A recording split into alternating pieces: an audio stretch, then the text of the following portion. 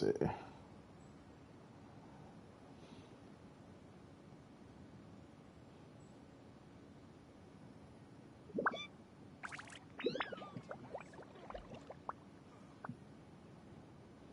Inactivity serves no purpose whatsoever. Testing, testing. Inactivity serves no purpose whatsoever. Testing, testing. Okay, voice is clear. Voice is clear.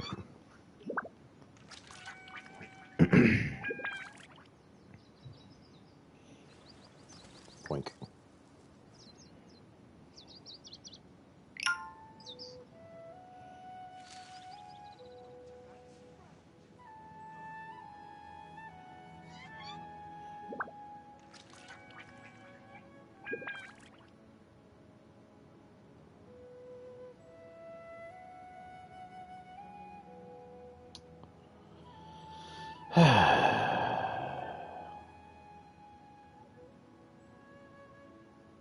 Okay. All the world holds dear is but a backdrop of constant motion. Blink. I stand before it, alone and unchanging.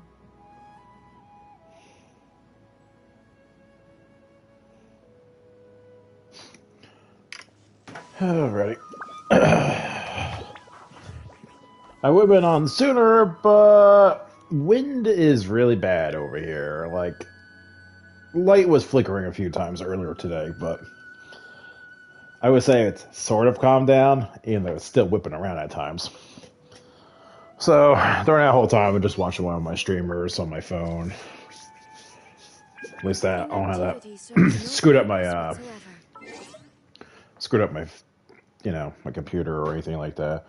I also went out to get some munchies and food, so I got my little Slurpee here on the side and my tea. So I'm good to go. No energy drinks though, but I think the Slurpee is good enough for an energy drink, I guess. Local gas station has this what the hell is it called? Frazel. It's a Slurpee. And at the moment, they have Tiger's Blood and iced coffee. I'm not a coffee person, so Tiger's Blood's fine. But they had to replace the coffee from the mango, and the mango is freaking banging. I asked the one lady who knows me since I'm pretty much a regular customer there, and she's like, I was like, oh, I guess the mango is not popular enough. I was like, no, actually, it's popular enough that we ran out. I was like, oh. It's like, yeah, we had to get a shipment in. Don't know how long that stuff takes, but yeah. I was like, oh, okay. It's like, yeah, we just replaced it with the coffee one, which is not doing so well, apparently. Every time I'm there, it's always almost like jacked up to the brim. But I guess we'll start doing the story. All the world holds dear is but a backdrop. So I got my Farina up to level 10 on friendship today while I was doing my commissions and such. So I'm all happy about that. And I put Raiden in my teapot so I can actually start getting some friendships over time. I just gotta get Kuki up and Koli up, and I can take them out of the teapot and do someone else. I'm just trying to glow up all the friendships, get their name cards, get their special, conversations and such. I stand before it, alone. So, switch over, MSQ, boink. Slowly get used to the hub of Sumeru City.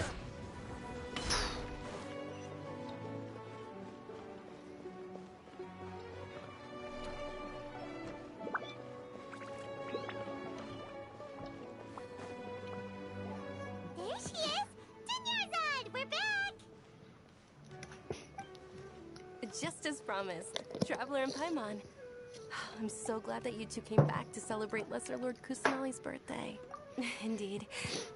The festival's tomorrow. We've been preparing for so long that I can't help but feel a little nervous. There's no need to be nervous. Paimon's sure that Lesser Lord Kusanali will feel everyone's gratitude. Thanks, Paimon. I hope that everyone who comes to the festival will also have a good time. Speaking of which, did you manage to make your way to Port Ormos? Discover anything over there? Okay, how do you know we went to Port Ormos? And two, why do I get the feeling in this scene shit's gonna hit the fan at some point? Of course we went.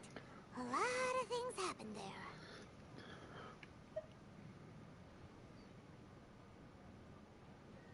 there. I see. Okay, we're Sounds not. like you two had another exciting adventure. If there is another chance, I would love to join. My lady, if you went to Port Ormos in your current state, we'd both be in for a lifetime of trouble. Dia! You were eavesdropping! It's called covert protection. Keeping an ear out for what's going on around my employer is part of the job. It's all right, Dia. I merely said I would like to go. I know better than to think my body could handle it. The festival's tomorrow. I've been doing nothing but causing trouble for you. So Dia, please take some time to relax. I'll be fine. Even when you put it that way, it still doesn't feel right.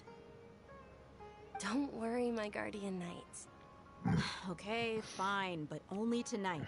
Tomorrow's a big day, and many no-good scumbags are gonna try to take advantage of that.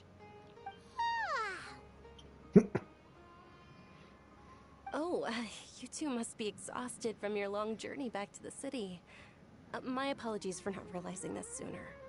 I've already prepared a room for you to rest. Please follow me. Whoa, you're so thoughtful. Paimon's so ready.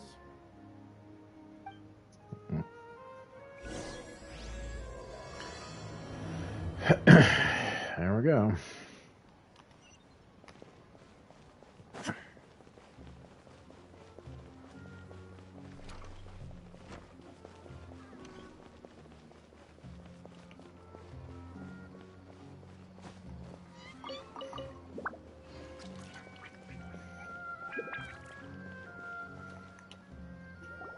Here we are. It's also fairly close to where I've been staying. It looks really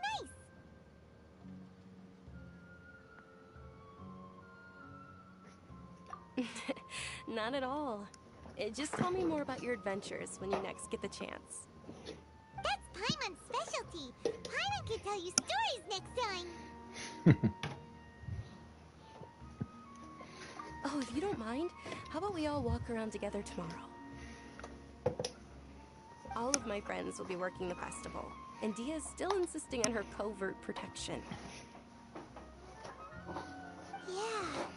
It'll be pretty hard to relax and enjoy the festival if Dia's constantly hovering over you, right? Then let's meet at the nearby bazaar first thing tomorrow morning.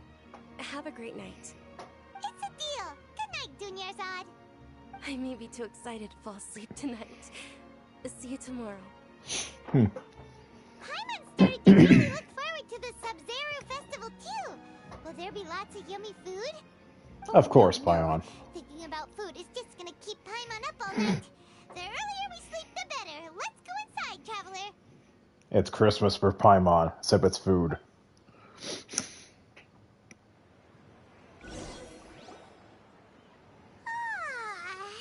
Did we oversleep?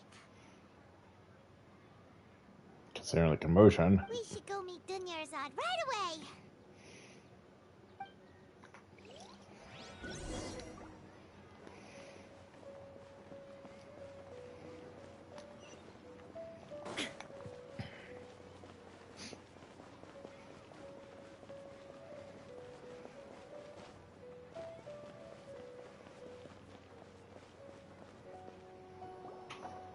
Traveler, Paimon, I've been waiting for you two. Good morning, Dunyarzad. We must have overslept a little bit. Not at all. I arrived early. Today is finally here. I must cherish every moment as if it were gold. You've worked so hard for this day. You gotta enjoy it to the fullest. It's all about gold. You know it. Oh, it's just that, as expected, I had some trouble falling asleep last night. I'm hoping my body won't be too much of an issue today. Yep, here we go. That's a sign. Well, shall we? Let's start with the stalls over there. Many vendors came out of the blue to support the event, and they insisted on covering costs themselves. Let's go give them some business. They Oh paid for my. everything out of pocket? Oh, sounds like they're not in this just for the Mora. They all said that contributing to a lively festival atmosphere is more important than money. Especially since we don't often get to celebrate Lesser Lord Kusanali's birthday. Ooh, they're selling food over there. Oh, This okay. is a stall offering foods from the Haftmewa feast. Oh, you could tell straight away. I thought most people nowadays wouldn't know. Mushrooms, flowers, and all kind of fruit? It's all vegetarian stuff. Oh, Paimon's a little disappointed. Oh god, she's a Tyrannosaurus Rex in disguise. So, what's the Haftmewa feast you mentioned just now? It's another Sub-Zero's festival tradition. People used to set their tables with 7 different foods. Generally speaking, the most common selections were foods like Rukashaba mushrooms, Nilopala lotuses, Sumeru roses, Sunsettias, Kapulatas, Hara fruits, and Zaytun peaches. Oh yeah, but the pomegranate fruit right there looks freaking good. I now want to have pomegranate. So, the Sub-Zero festival is a vegetarian holiday? You don't have to be a vegetarian to enjoy the spread. We just use the 7 foods to symbolize the 7 virtues of the Dendro Archon. Wait, but if that's the case, if Sumeru uses vegetarian food to represent the Dendro Archon, Here we go. then wouldn't the Pyro Archon's festival be full of food like roasted fowl, juicy meatballs, grilled steak? Wow. Okay, that went to a different route, but okay.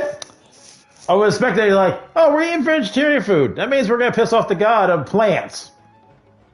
But no, she had to think about the pyro. Makes me wonder who the pyro icon is. They probably mentioned the person's name, but I don't know who that is. Oh, Traveler, we have to go to Natlon as soon as possible. Oh, that's the new area. Okay. Thanks for the name drop, Paimon. I hope your wish comes true one day, Paimon. Oh well. Alright, how about we also check out some of these other stalls?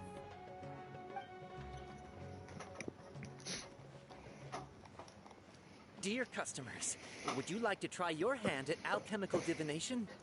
What's alchemical divination? Those two things sound like they'd be fun to try together. Right? I thought the same when I first heard about it. It is said to be a mysterious craft invented by none other than Lesser Lord Kusanali herself. So, how does it work? It's quite simple. After you give me any 2 alchemical reagents, I'll use them to perform a random transmutation. Oh, this is probably that new mechanic they put in. I'm assuming this is probably added in later on as a new alchemic thing instead of being the, talents and reagents. Now they added the second tab, which will change over your stones and elements.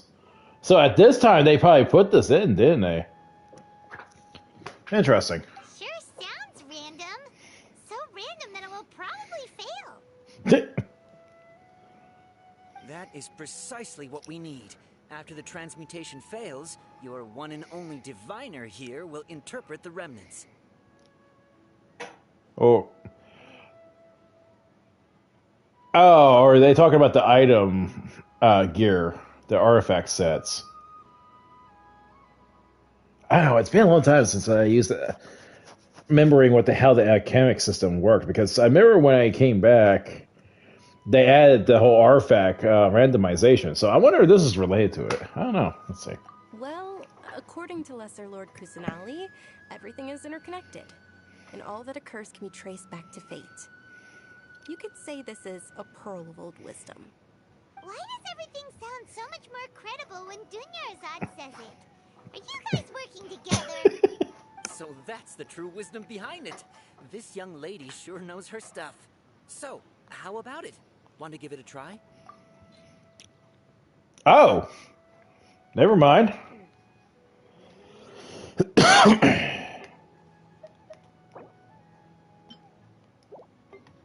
So, let's put this one. I got enough of those. So, did I unlock a new thing? Moment. It's the moon. Paimon wants to take a look too. Is it?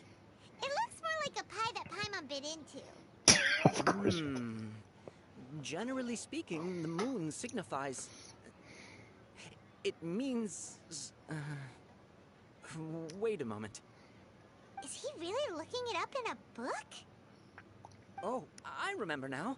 It means illusions and lies. Illusions and lies? That sounds rather ominous. Yes, but this book says that if you trust your intuition and overcome your fears, the sun will surely rise.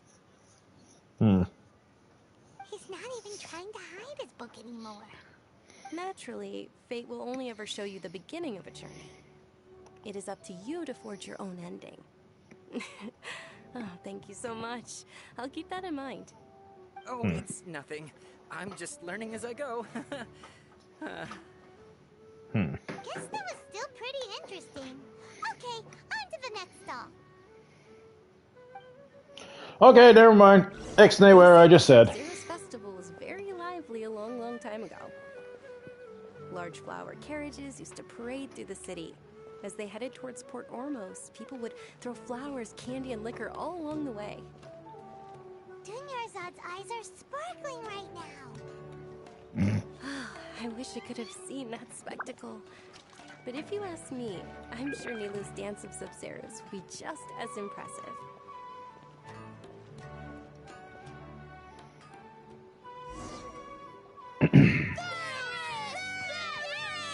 Ah, jeez. Attention! Soldiers, fall into formation if you want any Yalda candies. What's the butt stash? It's a weird guy with a weird hat. Thank you, Paimon. It's Dunyarzad! Wow! Miss Dunyarzad, the children love you even more than the Yalda candies. In the few short days it took to prepare for the Sub-Zero's festival, the children have all grown very fond of you. The Hallowed Night of Flowers. It's an honor that you know my name. Attention! In the name of Ferris, the Knight of Flowers, I commend you on your contributions to the glorious Sub-Zero's festival. All right, little soldiers. Take your Yalda candies and don't forget your loyalty to Lesser Lord Kusanali. Dismissed! Yes, Knight Ferris! Just what is going on here?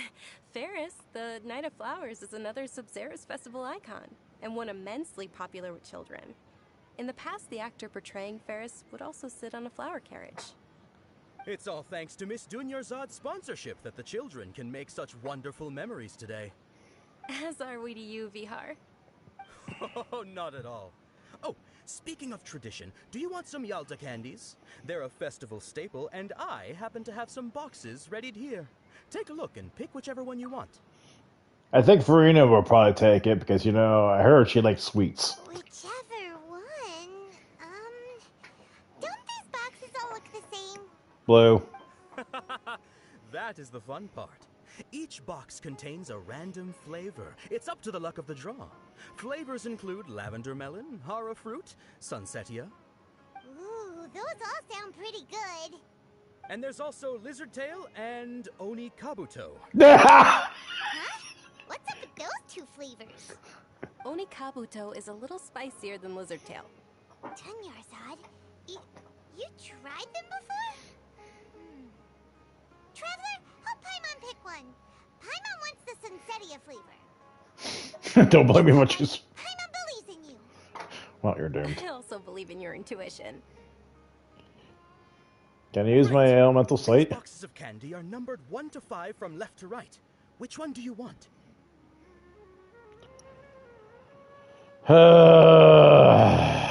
Let's go with 3. Wait, what?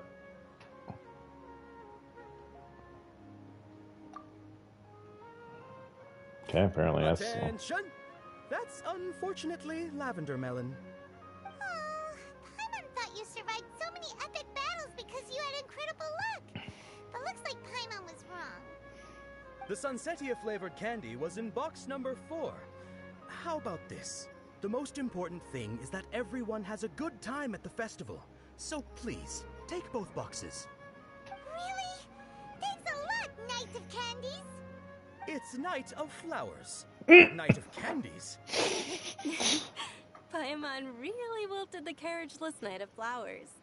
They all basically sound the same. We got our candy, so let's keep going. Oh, actually, I just remembered that I left something behind. Since you're here, can you come with me to get it?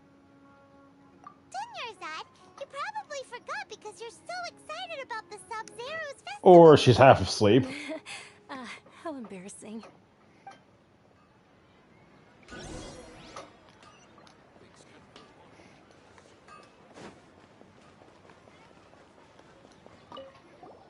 The diviner's interpretation.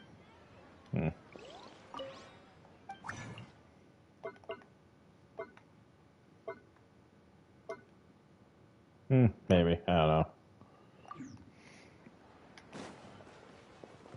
Make it sound like it was a hint. They added that system in.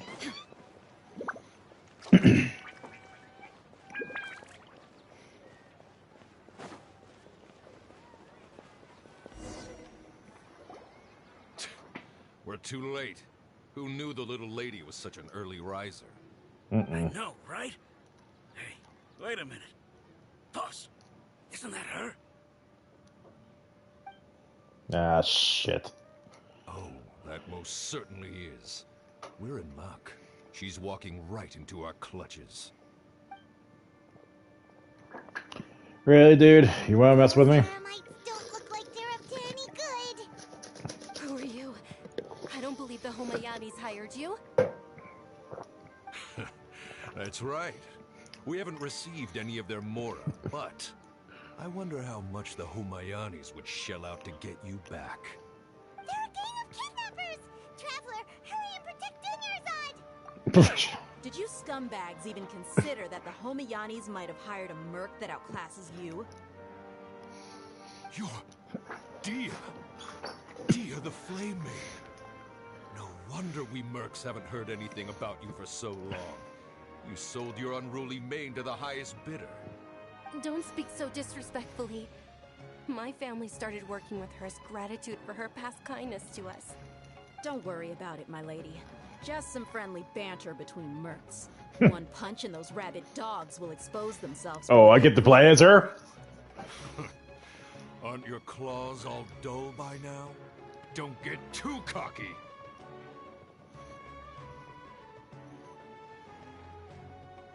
Traveler, take Miss Dunyarzad to a safe location.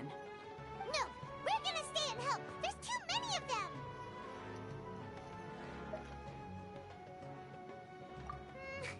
You're right. All right, fine. Please be careful, Dia. Don't waste your time worrying about me. This is my job. Look out for yourself. After I've wiped the floor with them, I'll go find you all. Oh, am I get to play as her? Oh.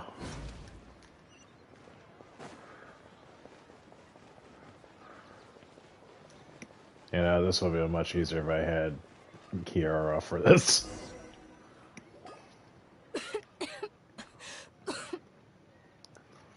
Of course. This is where the shit hits, fam. Dunyarzad, are you okay? You look a little pale. Are you in shock? Yeah, I'm fine. My body always reacts like this whenever I exert myself too much. You sure you're okay? I'll be fine after some rest. I'm more worried about Dia. After all, none of this would have happened if I hadn't insisted on coming out today. Yeah, don't worry. Meanwhile,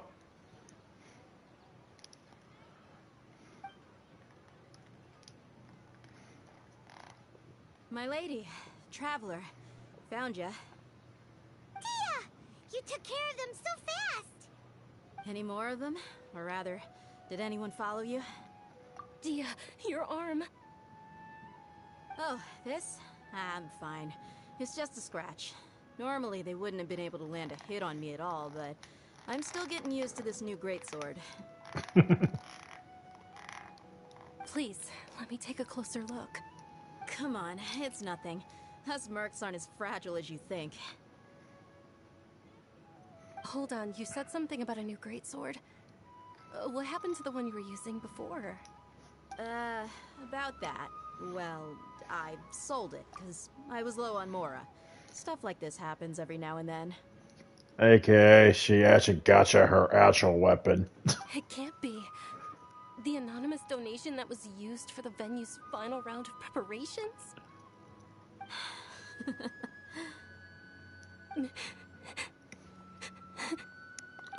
Hey, Miss Dunyarzad, I wasn't trying to make you cry, and I'm not gonna lose my commission because I made my employer cry, am I?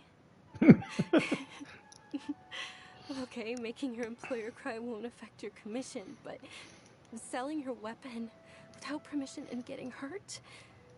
I'll have to reevaluate your performance. You're so unreasonable, my lady.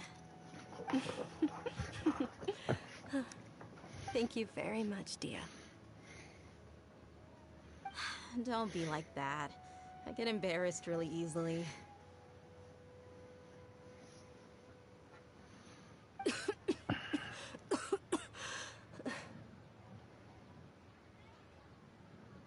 Really need to cure that issue. Well again, Dunyarzad? My lady, your condition. Traveler, can you take her somewhere to rest? I'll look around the area to make sure we're safe from an ambush. Truly, I'm sorry for the trouble, everyone.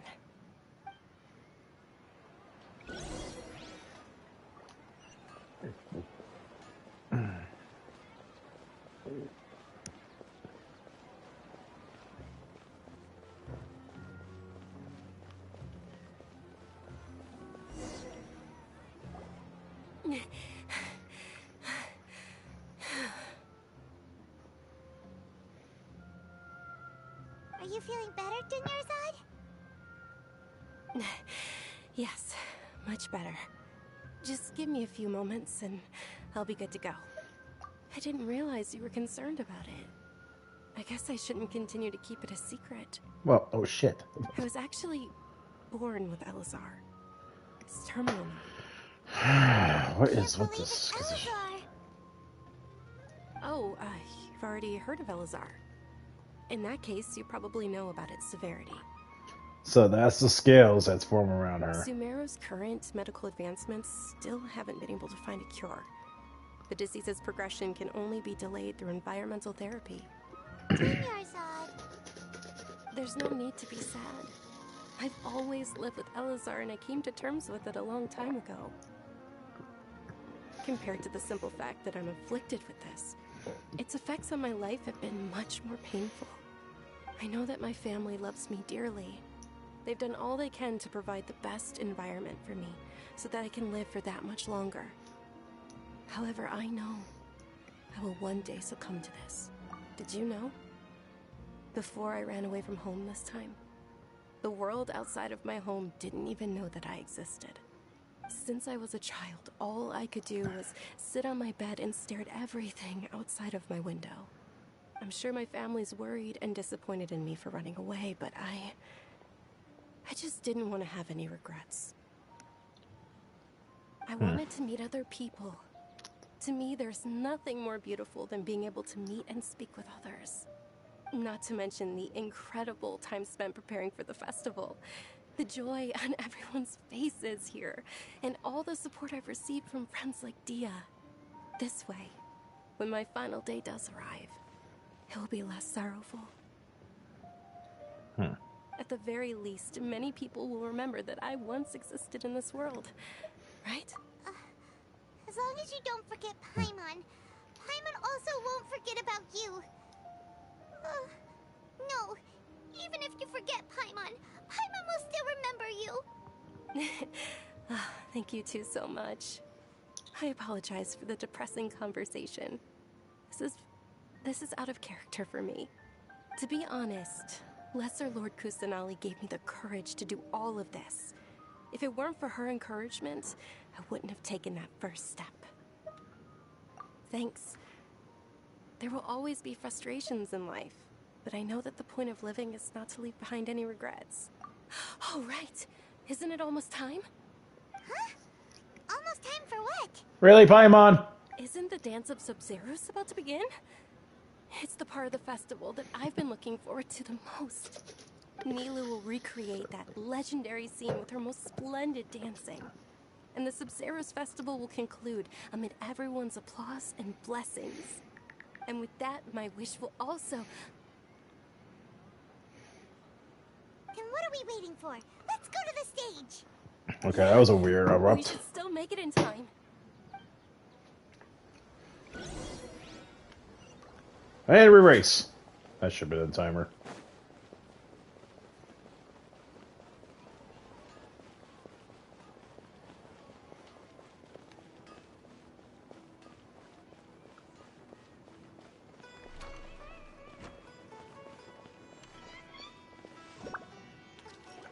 Were you not aware that the law prohibits this type of performance from taking place without prior permission? The hell? Screw you, lady. Someone's yelling at Nilu! I think I just saw the Academia's Grand Sage. Why is he here in person? But the Dance of Sub-Zeros is one of the key parts of the Sub-Zeros Festival. If we can't perform it... The Sub-Zeros Festival. The law also prohibits the private hosting of large-scale religious festivals. Only the Academia can host such an event. Screw you! If you continue to resist, we will have to order an investigation into every single event organizer. The Grand Sage has already granted you much leniency. I advise that you exercise tact. Oh, so you're gonna throw the rules for me, for the rules for thee, but not for me bullshit? Okay. You know, I love these little factions here. You either got the Great Lord or the Lesser Lord faction, pretty much. How did things turn out like this? The Academia was originally responsible for the Sub-Zeros Festival, but they failed this responsibility for many years. I need to speak with them. This is a hard pill to swallow, but you're right. Things would only get worse. Art, dance. Aren't you ashamed of pursuing such frivolous and meaningless activities in this land of knowledge and reason? But it's based on your religion and your culture to begin with. Whoop! Archon created the utopia that is Sumeru City for all scholars who sought validity, verity, and truth, while people like you wish to defile it. No. I believe that our Archon never rejected the arts. Even the goddess of flowers dedicated a dance to her. With your lack of intellectual credentials, I do not believe you are qualified to debate with me. What you should be doing is finding workers to tear down this ridiculous eyesore. Well, screw you, you old goat! When we return, have the scribe draft an ordinance before the next Nyargarbaha Day that prohibits public art performances. We will announce it to the public later via the Akasha.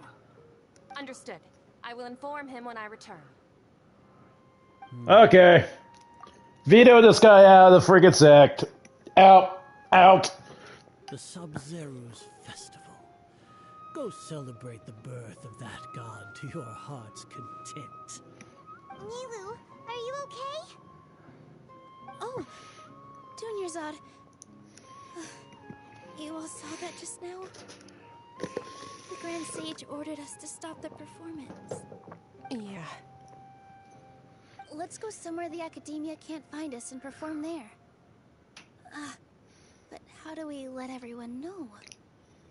And what about the atmosphere on the stage? Or We could get people to block them off so they can't interrupt the performance. No. They just threatened to investigate the organizers. If we were caught... Screw that! It's alright. Don't worry about it. But you've been looking forward to the Dance of Sub-Zero so much. And I know how important this festival is to you. I don't want you to have any regrets. It's okay. Seeing you care this much about my feelings is more than enough. It would be too risky to continue the Sub-Zero's festival at this point. I don't want to get everyone in trouble. If you say so. But... you can sneak out for the next Sub-Zero's festival, right? We'll make sure the next one is a smashing success. The next one.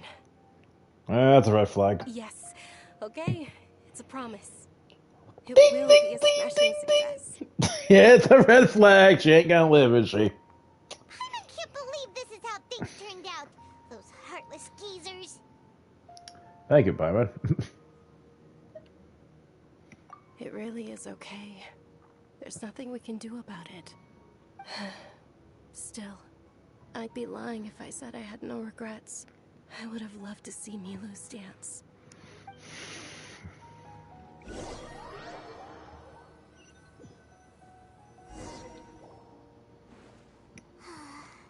A lot happened today. It's a shame the festival ended the way it did. I feel like if all these people set up put the effort into it, and they're like, hey, it's cool, and these freaking old coots come out and like, no. Wouldn't that be like almost in a way a civil unrest for a lot of people right now? They're like, okay, the academia people, we want to uprise. Like, seriously, that should have been a real top-notch notion right now. Like, okay, the peasants are revolting. Milu and Dunyarzad promised to make the next Sub-Zero's festival a success, but Dunyarzad is running out of time. Yeah.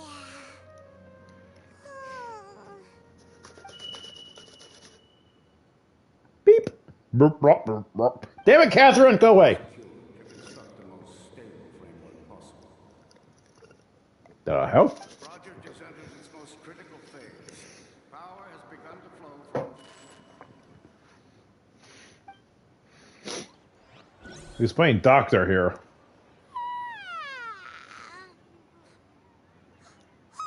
We're gonna be late! It's all because you wouldn't get out of bed! We should go meet Dunyarzad right away! Yeah, okay, Paimon. You're the one freaking still floating and sleeping.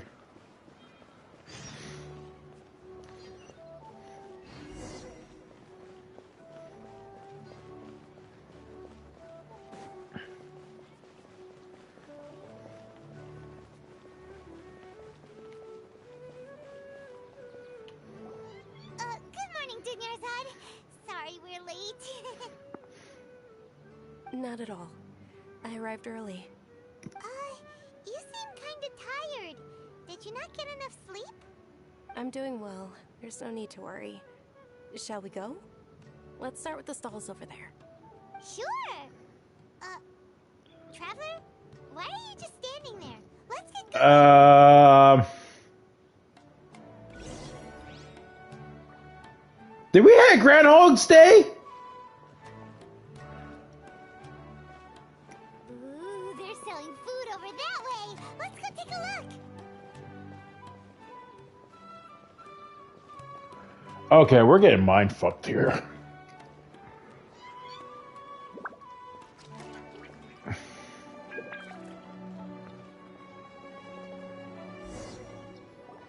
This is a stall offering foods from the Haftmewa feast.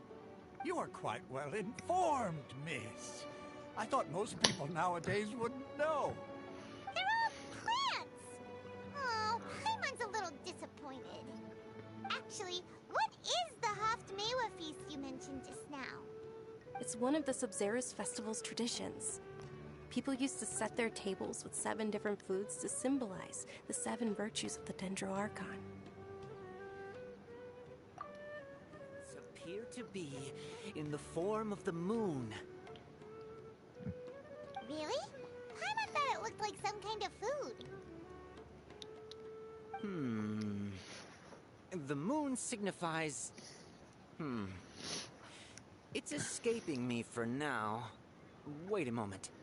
Is he really looking it up in a book? Oh, right.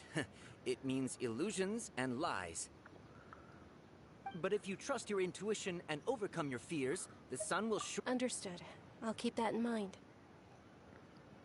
Oh, it's nothing. I'm just learning as I go. Guess that was still pretty interesting. Okay, on to the next stall. And 4 will be the number we'd be choosing. So, where to next? So those are acted differently from the beginning, though.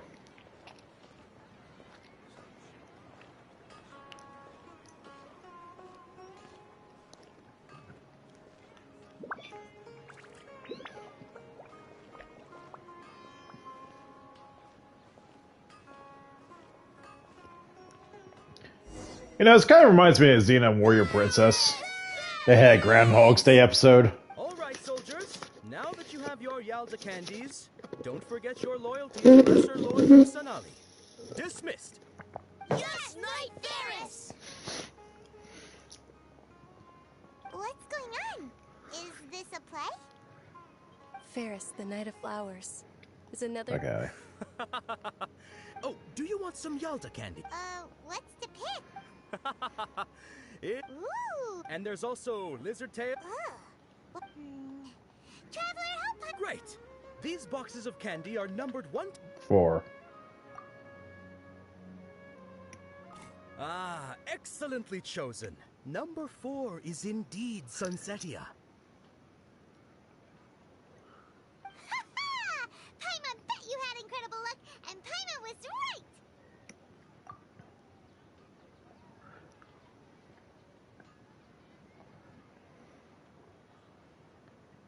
Huh? How's that possible? It's obviously random. Maybe we didn't sleep very well last night. Or maybe we slept too much.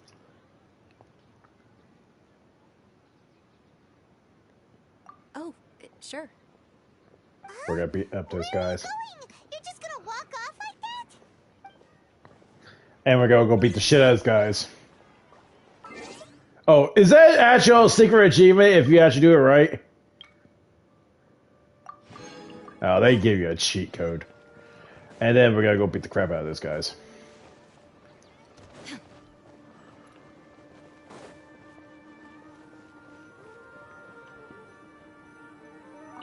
Oh, we're going to the tavern. A feeling of deja vu?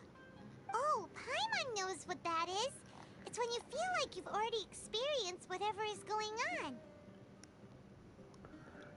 In that case, Paimon also felt something like that today.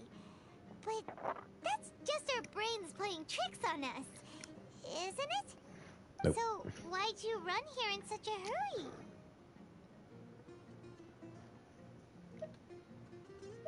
So that's it. You're intentionally doing things you usually wouldn't and seeing if you still get that same feeling of deja vu. Welcome, you two. Are you here for lunch? What would you like to eat? Got it. You don't look like you're from these parts, but I gotta say, you've got good taste. I'll give this order to the kitchen. Yeah, but wouldn't she be captured this time? Baked Angelina cake? Isn't it that burned thing that didn't look tasty at all? Oh, Paimon understands what you're trying to do now. You'd never normally order something like this.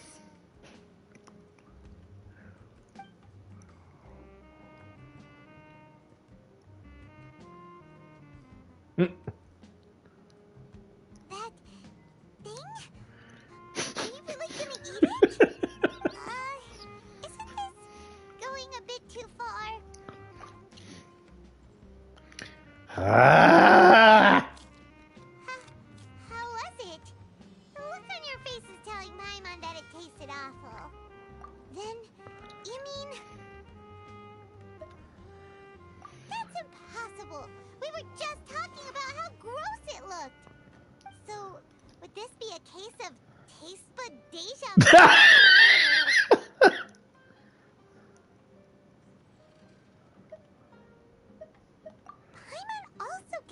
impression that we've been here many times, even though we are regulars. How about we go out again and try something else?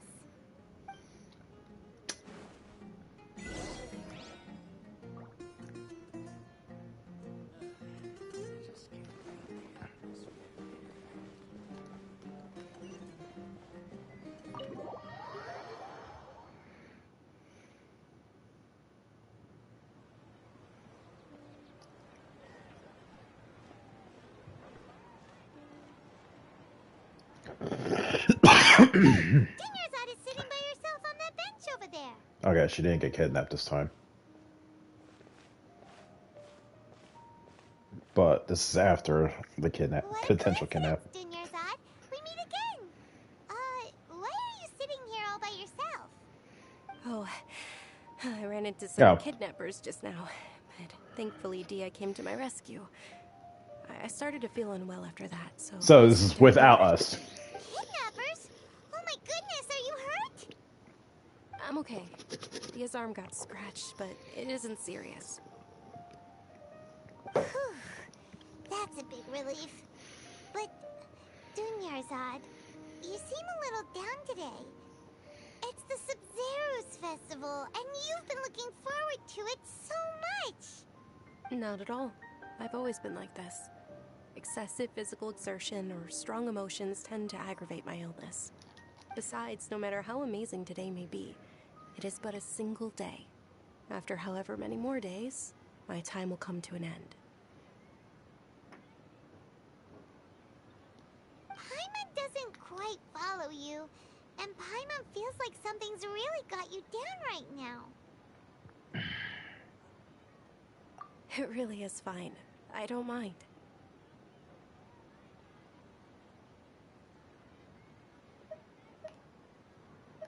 Huh? Did something happen?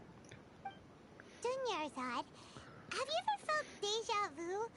You know, like when you've already experienced something that's happening right I kind now? of feel it's only affecting us. Deja vu? No. But my days have been the same for years now. Even if I were feeling deja vu, I suppose I would already be used to it. Oh, Paimon sees. Then, is it only the two of us? It's almost time. Huh? Time for what? Nilou's Dance of Sub-Zeros is about to begin. Let's go.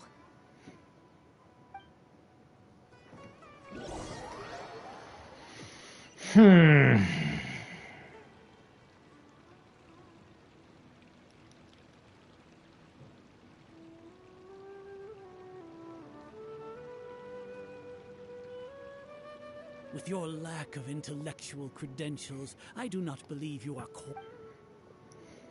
When we return, have the scribe... Understood. I will inform him. The Sub-Zero's festival. We've already been through here, so...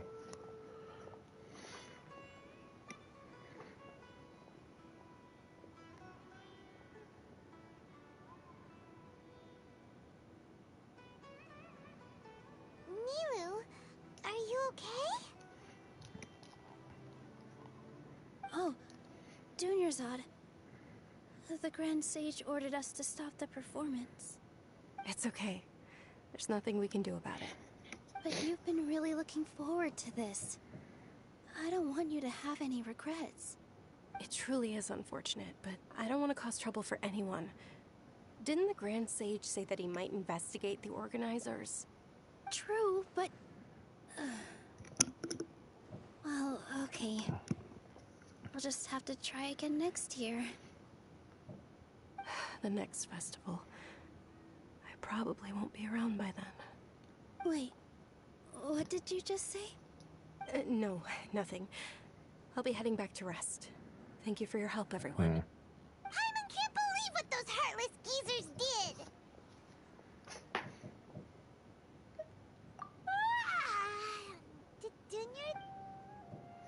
And now Groundhog's...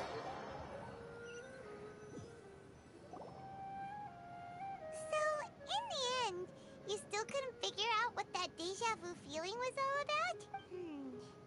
Maybe it really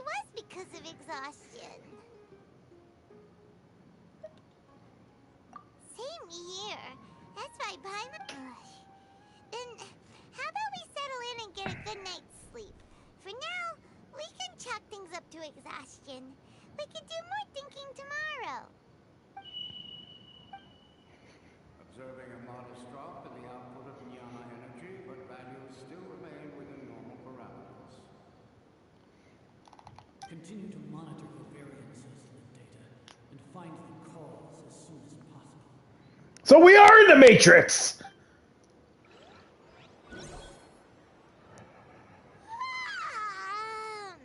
Why does Paimon feel so tired after so much sleep? Anyway.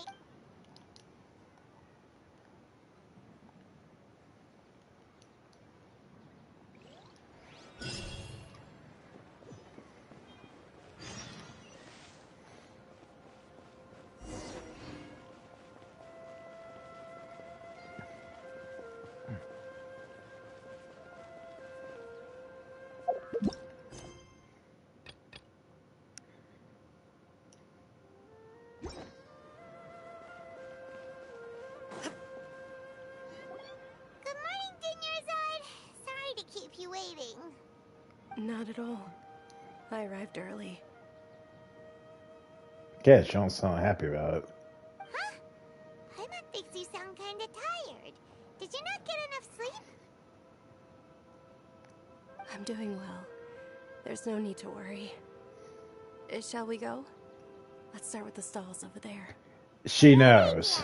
Let's get going. Traveler?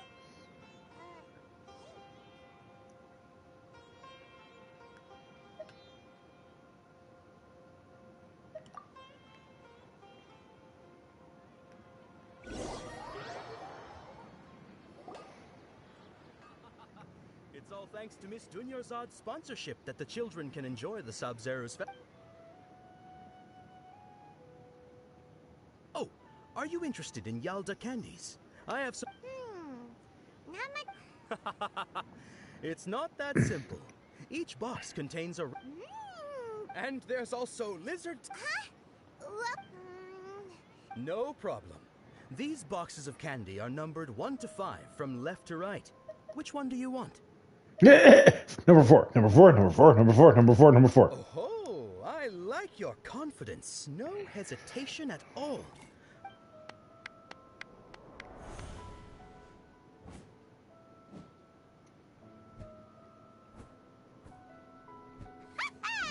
Paimon knew he always had incredible luck.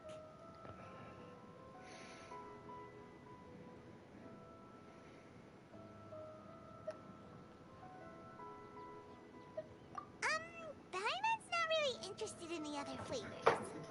Ah! Wait. How did you know? Don't tell me that you already knew which flavor was in each box. What? He was right about all of them? That couldn't have been luck. How is this possible? I packed all those boxes this morning, and they've been sealed ever since. You couldn't have known beforehand. Mind reading? X-ray vision? Or some kind of magic trick? This is way too freaky. Tell us what's going on. Since when did you get superpowers? Traveler? Oh! That was Nahida!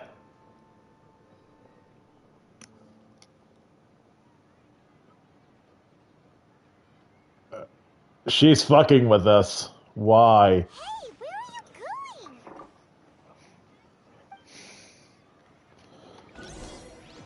What's going on? Did you see something? Us leaving Dunyarzad without letting her know is kinda rude, you know.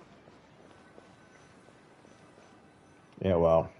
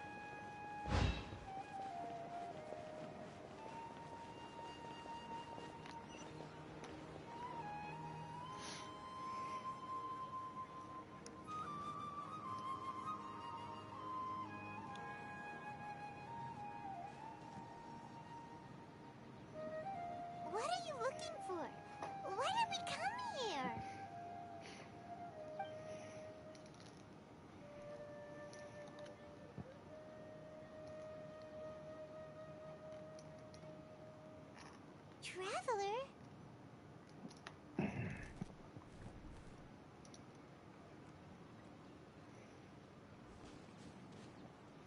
That's...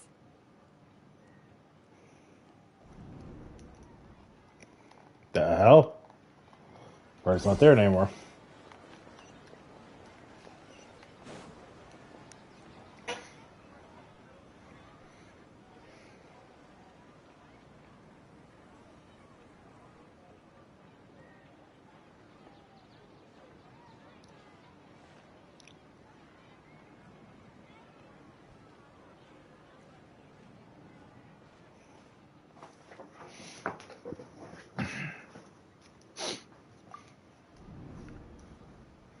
Look! That's... Isn't that Dunyarzad?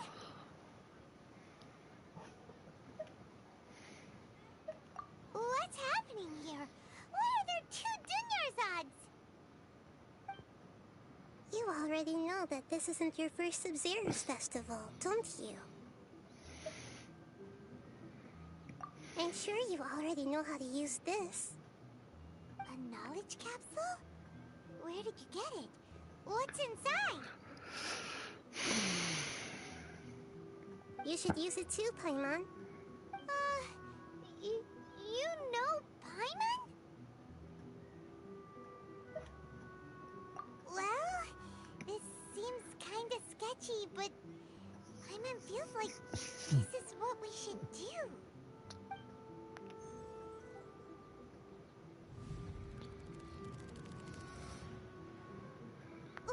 What the? This is our 20th time at the Sub-Zero's festival? Huh? No. The 30th? 40th? Just how many times have we been to the Sub-Zero's festival? Have we been trapped in a single day? If it weren't for you, we wouldn't have even realized. What the heck was inside that knowledge capsule? Your memories are still scrambled? Try your best to remember. This isn't the first time we've met, and I answered that question a long time ago. Let Paimon think. Oh, it's coming back.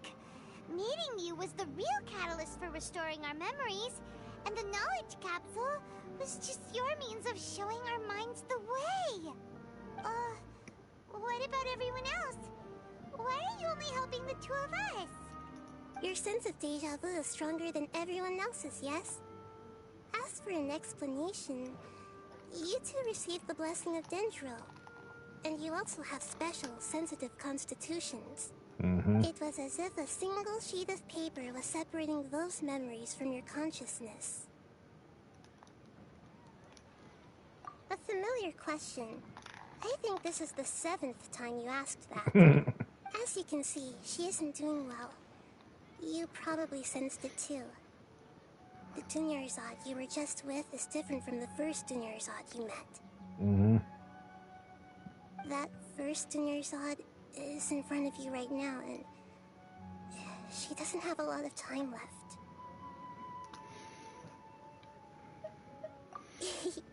Looks like you're almost done sorting out your brain. Yeah, I'm Nahida.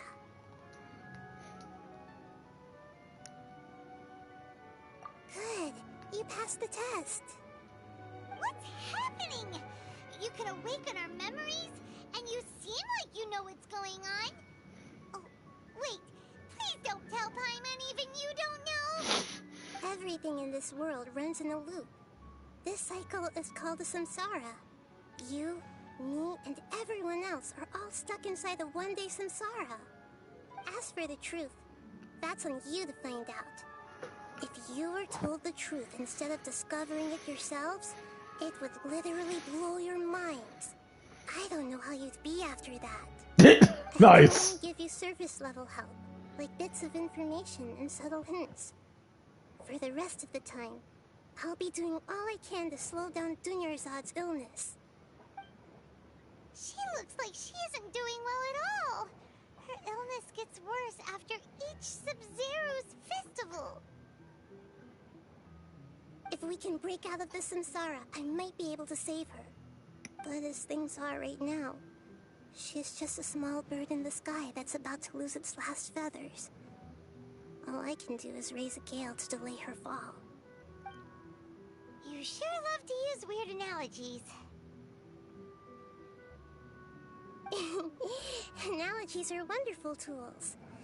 They let you use existing knowledge to understand unfamiliar things. Okay, so, with what you know so far, what do you think the truth is?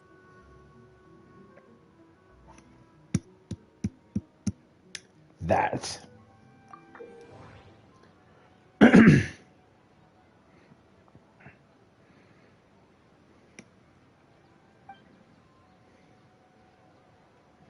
Great, I'm playing Ace Attorney. Okay.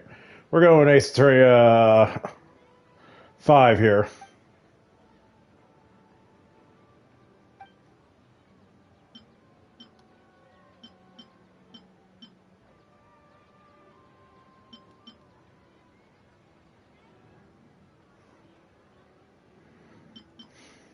Okay. Let's go with this. I've already experienced the Sub-Zeru's festival many times, and the day of the festival seems to be in a perpetual samsara.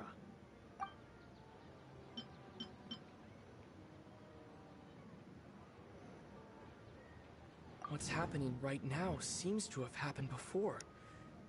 This feeling has been getting stronger and stronger.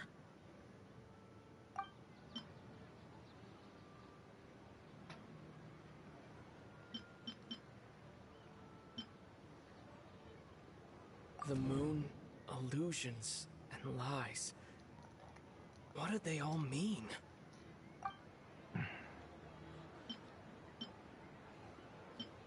The Grand Sage said, "Go celebrate the birth of that god to your heart's content." Did he mean something more? My mind feels exhausted, even though I haven't done too much thinking. What is going on?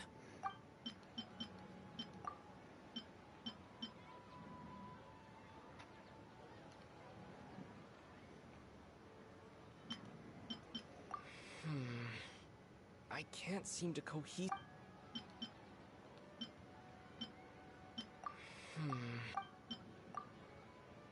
The Grand Sage said, "Go sell."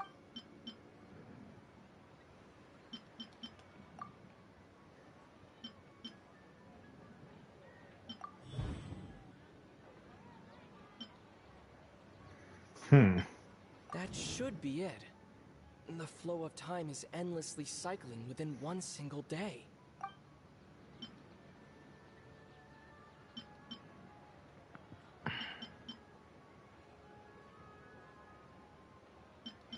The moon...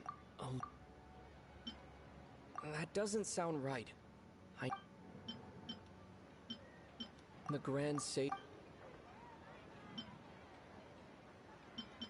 That should be it. My mind... The moon... What's happening right now?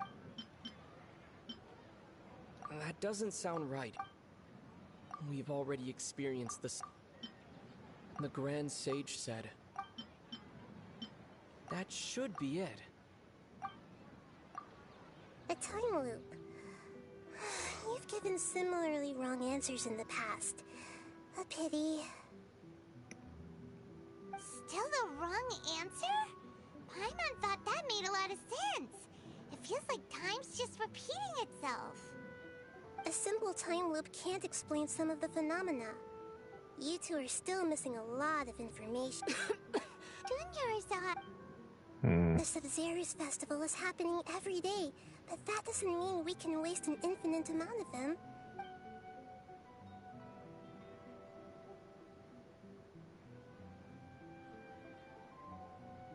Let's think about our current situation. To save Dunyarzad, we have to escape the Samsara, and to do that, we need to figure out what's happening. Nahida rejected the idea of a time loop, so Paimon's memories say that we've already done this many times, but let's go talk to people again. It's more productive.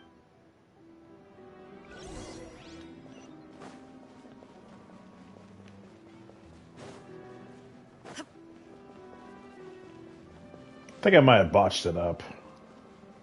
I don't know. It was weird interface. It's like I'm pressing buttons. I'm like, oh no. I was like, okay.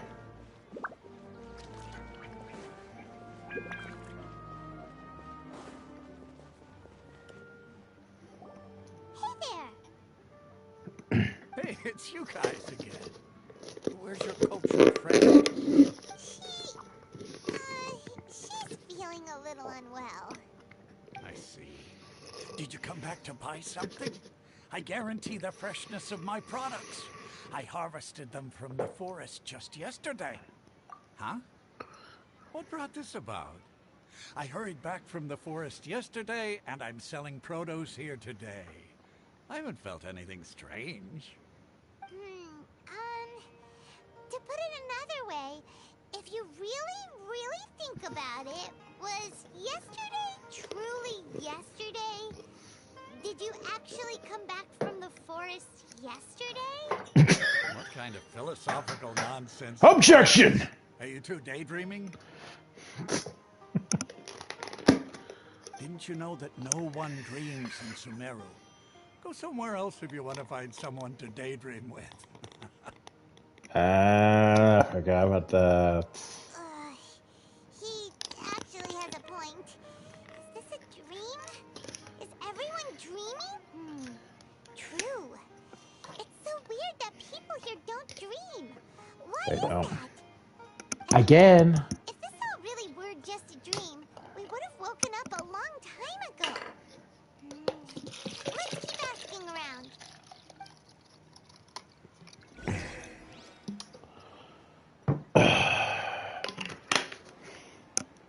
No one's dreaming because everyone has that stupid thing on their head. I'm telling you, we're plugged into the Matrix. Oh, it's you two. Was my divination so accurate that you felt compelled to compliment me in person? Ooh, I knew it! I told you, the god's divination is highly accurate. You just hadn't fully understood its significance yet. You're really excited about this, huh? That's exactly why we came back. Help us better understand it. Help you better understand it? Well, that isn't exactly what I excel at. So, you're admitting that you don't have a clue? Anyway, what kind of situation did you get into?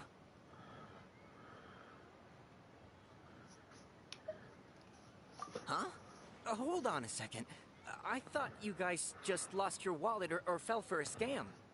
What you just said, are you serious? Does that kind of thing actually happen in real life? I knew you weren't going to believe it. Marvelous. Truly marvelous. I believe you. Recall the interpretation of your divination. The moon, illusions, and lies. It really felt like an omen. When you say it like that, the divination does sound like it's related to what's going on. Can you read any more into it? I believe that the Archon's revelations are never more than vague hints. Anything more specific is beyond the reach of mere mortals.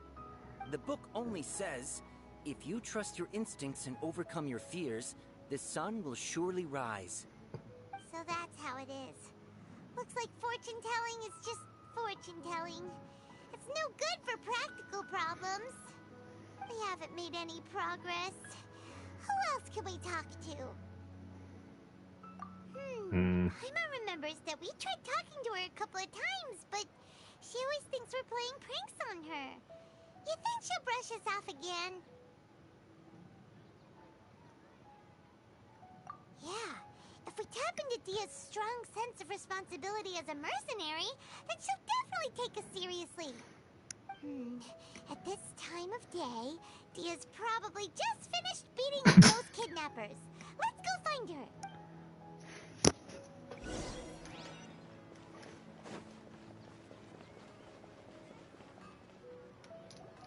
I'm fine, my lady. It's just a scratch. Perfect timing. Repeat. Both of you are here.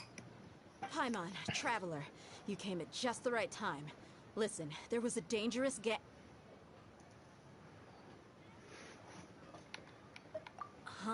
You saw? Then why didn't you jump in earlier? If someone was protecting Miss Dunyarzad, I could have went all out. Anyway, can you do something for me? You want the Traveler to take Dunyarzad somewhere to rest up while you check to see if there's still any kidnappers around. Did Paimon get that right? How did you know what I was going to say? We need to say something convincing.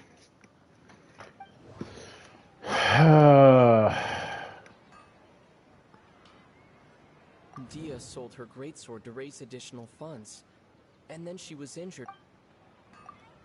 Tell her, Traveler!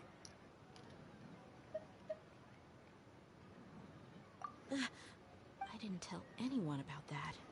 Including Miss Dunyarzad. You couldn't have known. And just now, you literally took the words right out of my mouth. What's going on? Alright, so this is the situation.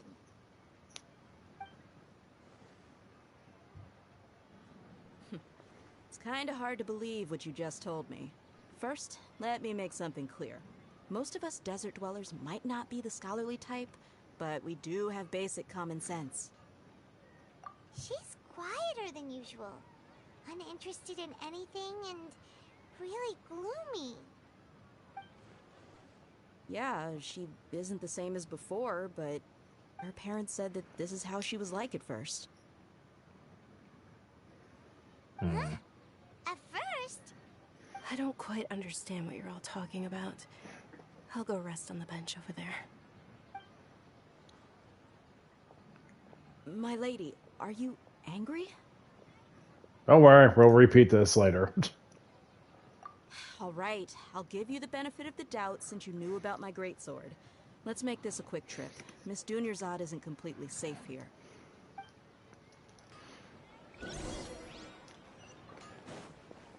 This is getting freaky!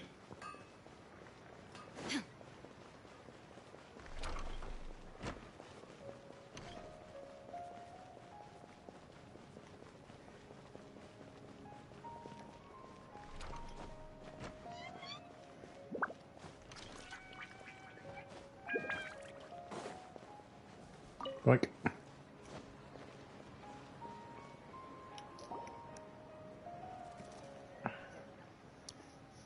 Nahida, we brought a friend.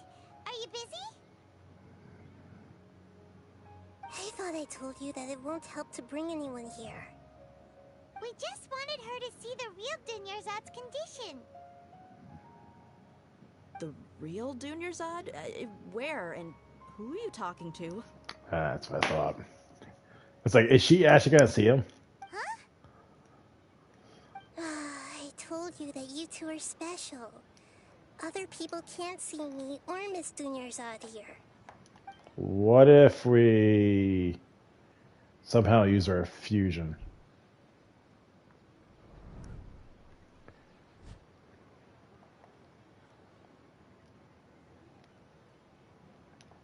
Hold on. Over there. Is that? Wow. How perceptive. Does she have invisible antennae? Dunyarzad, she's lying down here, isn't she? How's she doing? Her condition's really bad, and she's basically in a coma. How did you know she was here? I can sense her aura. There are also lingering feelings of something like regret or disappointment. What happened? Do you believe us now? The Sumeru's festival has been repeating itself. So, you think the sages are behind this? Yeah, they've always been against us. Wouldn't surprise me if they're using the Akasha to intentionally repeat the Sumeru's festival as a sick joke. You have a point. Aside from the Dendro Archon, the Academia's sages are the only ones in Sumeru who could pull off something like this. Maybe there's more to the Akasha than we know. Right! Didn't you awaken our memories using something that looked like a knowledge capsule? That means you must know something about the Akasha! The Akasha relies on the power of a gnosis to operate, as it is the manifestation of the God of Wisdom's power. It compiles the wisdom of the entire populace, and it grants knowledge to the people. That's not good if it's used in a gnosis.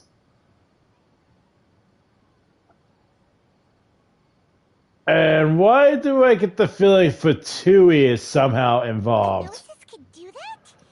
No wonder the Akasha is so magical. It's being powered by the Gnosis of Sumeru's Archon. So, this Nahida you mentioned, what did she say? She said, and Paimon quotes, "The Akasha relies on the power of a Gnosis to operate, as it is the manifestation of the God of Wisdom's power. It compiles the wisdom of the entire populace and it grants knowledge to the people." Compiles the wisdom of the entire populace and grants knowledge to the people. Wait. I get the grants knowledge part. That's what people have always used the Akasha for. But compiling the entire populace's wisdom? How does that work? They're getting sucked in the Matrix. That the sages enter new knowledge into the Akasha? Oh yeah, that sounds about right. What do you think?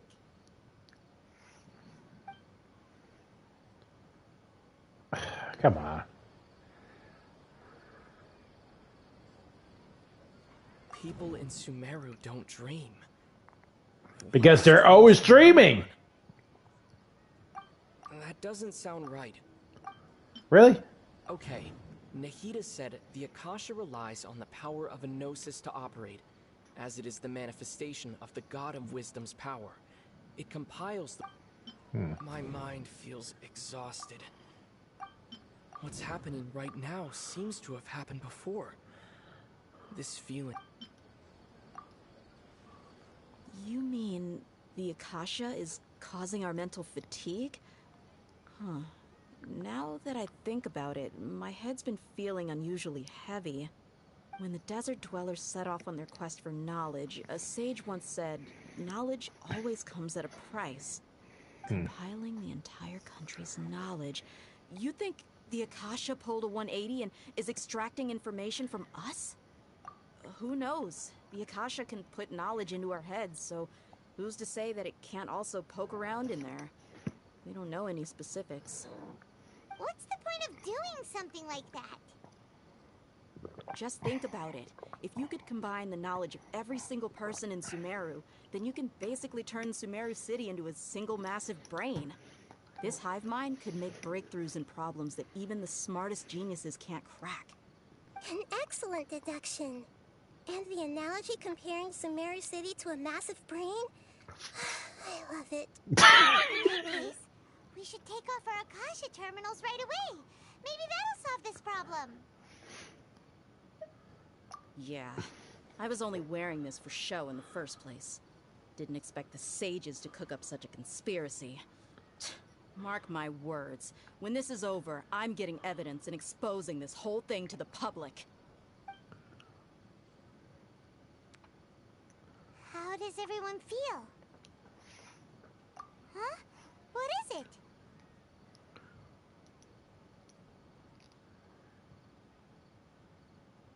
Oh, that!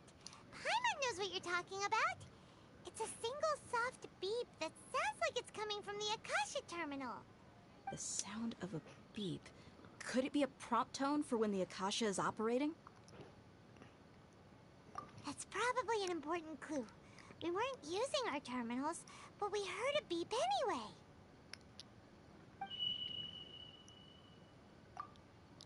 Traveler, did you hear that? I heard it too.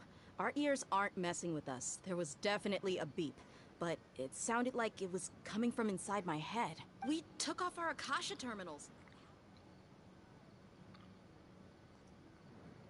Where? Phase runtime has exceeded its expected length. At this rate, there may be casualties. But we cannot lose all of our progress.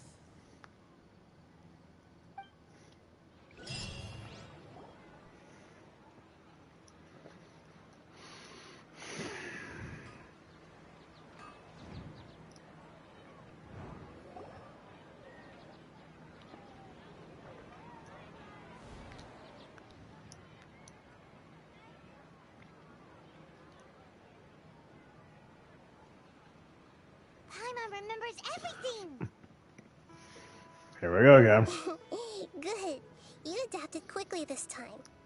We definitely took off our Akasha terminals last night, but we still heard that beep. Why is that?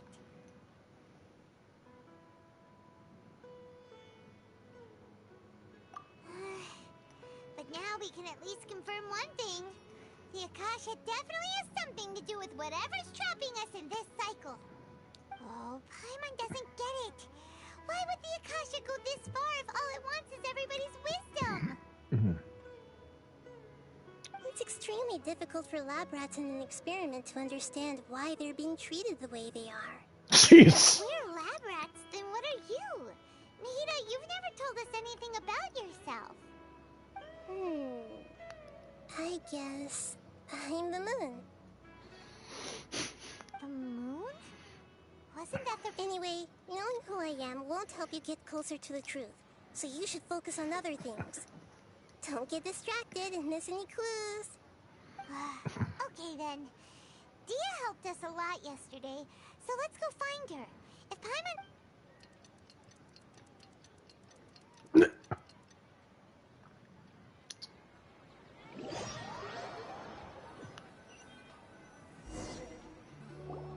Ah, there you are.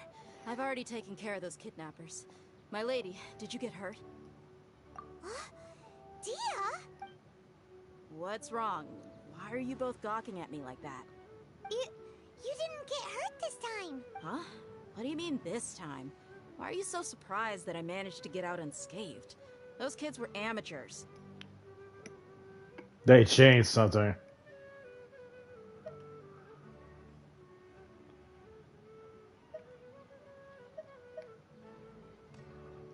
Shh! How did you know about my greatsword? I haven't told anyone about it. Please, don't tell Miss Dunyarzad. So Dia's lost her memories after all. Anything strange? You already know that I got a new greatsword. If I had to say something, it's weird how such a new weapon could feel so familiar. That's why. So she is It's getting the as if day food. I've already used it to fight a countless number of battles. You're saying that although you don't remember using it, your body feels like it does? That's right. Both mercenaries and warriors heavily rely on muscle memory. Only knowing the theory of battle won't get you anywhere. Traveler, what do you think?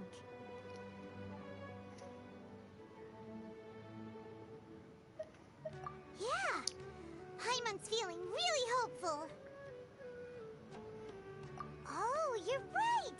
Earlier in the Samsara, something like this would have never happened.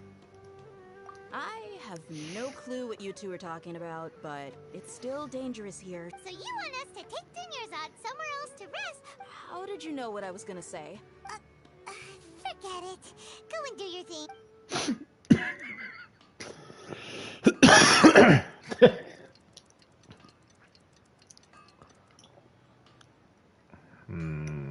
Nope. Whew. It's finally nighttime.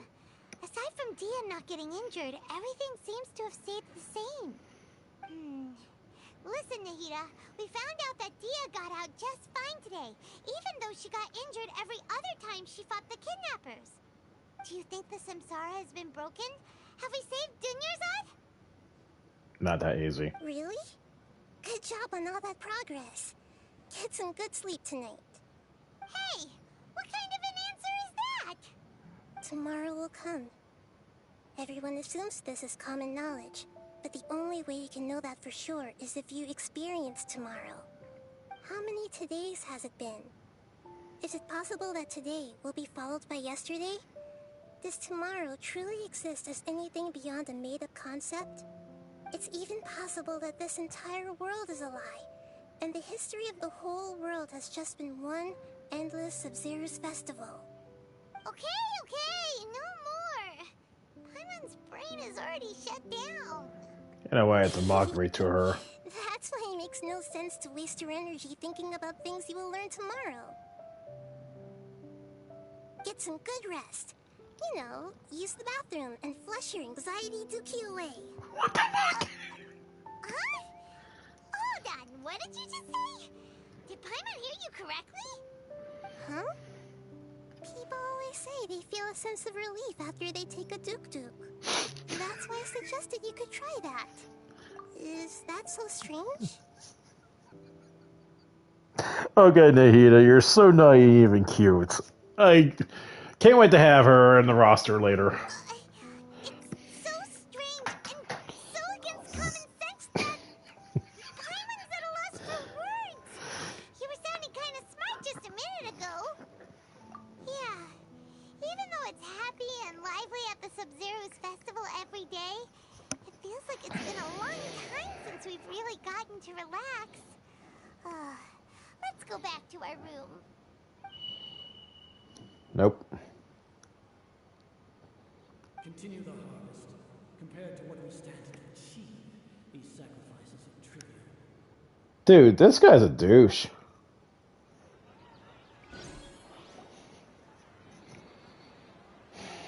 We're still in the same day. No shit. Rita, you already knew last night that we didn't break out of the Samsara? Why did you tell us? Would there have been a point? You would have spent the night with new worries, with tomorrow still out of reach. In that case, you might as well rest within that brief moment of hope. An opportunity like that doesn't come by often, and I thought it might help you clear your minds. Paimon thought that Duke did that! Whatever. Guess you were looking out for us after all. Of course. In the time we've been together, you two have been everything to me. Paimon's flattered and everything, but maybe you're taking things a little fast. What I mean is, even though I had asked you to solve this puzzle, you two are still the only ones who can see me and sense my presence. In other words, if you weren't here, I may as well not exist. That's why you two have been everything to me. Get it? Nahida's talking about confusing stuff again. Because she's a god. Anyway, that's enough chit-chat.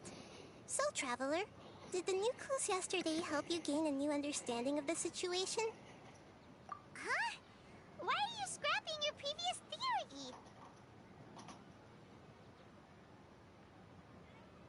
theory? That's two options right there. But we did solve this one. Gosh, how did we not notice that?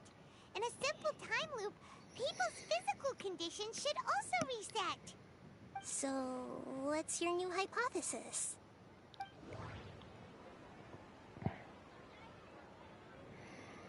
The moon, illusions.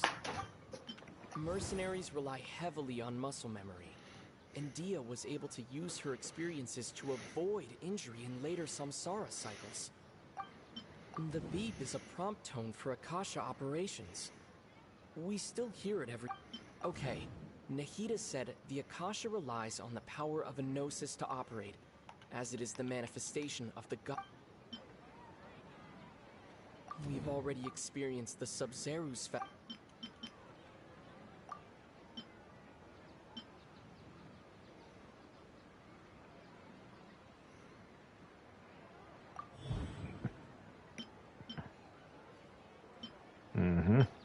If all our memories of a day are erased at the end of that day, then we would unwittingly relive the same day again and again.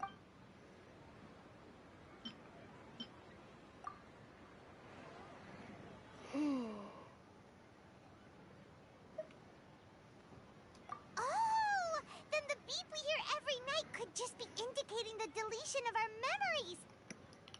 That's why when we wake up, everyone thinks the Sub-Zero's festival hasn't happened yet. It's already the next day, but everyone still thinks it's the day before. But muscle memory can't be erased. That's why Dia has been getting better at using her greatsword. Now everything makes sense. A brilliant deduction. But Nahida, tell us if we're right or wrong. To put it simply, it's as if you've mistaken a pyro crystal fly for a firefly in the night. You lost sight of its true nature because you focus too much on your perception that it glows. That isn't simple at all! Why don't you go talk to Miss Dia again? You might learn something new. Right! She did help us find our latest clue after all. Let's go!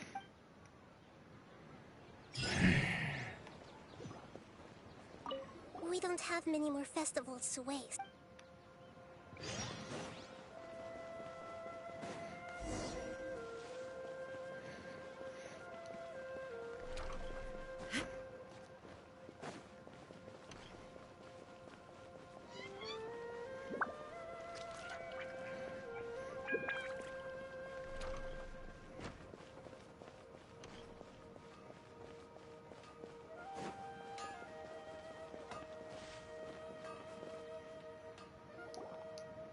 There you are. Really took me a while to find you. As expected, Dia also didn't get hurt today. Get hurt? Why would I? Don't underestimate me. Well, you're still getting used to your new greatsword. Huh. Truth be told, I also think it's pretty strange. It just suddenly felt so familiar in my hands and... wait a second! Traveler, could you explain the situation to her today? Paimon's gotten a little sick of doing it. Oh, that works!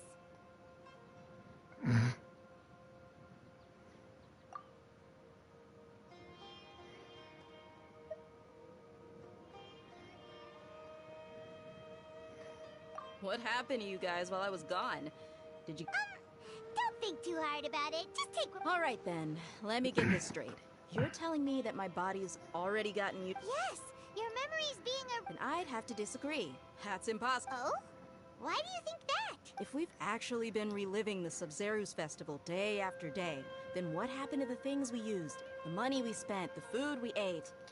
Common sense says my wallet should have emptied itself a long time ago. There's no way I...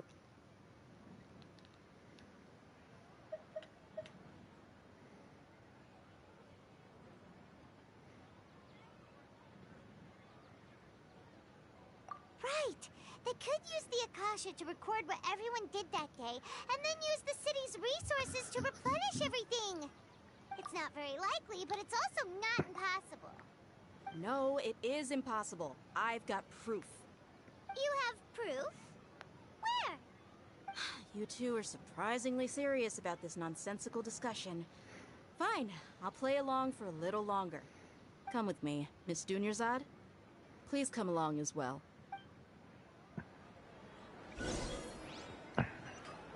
Paimon can't believe it's Dia who wants to show us something this time.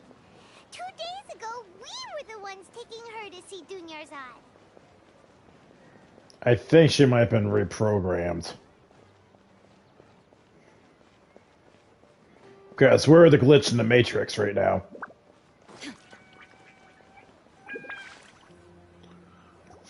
This is it. Huh?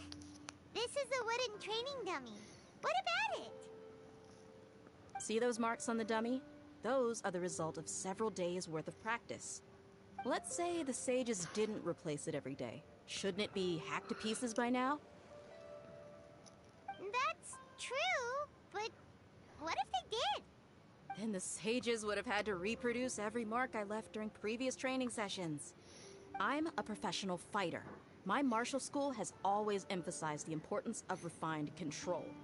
The force, angle, and entry point of each strike is calculated and deliberate.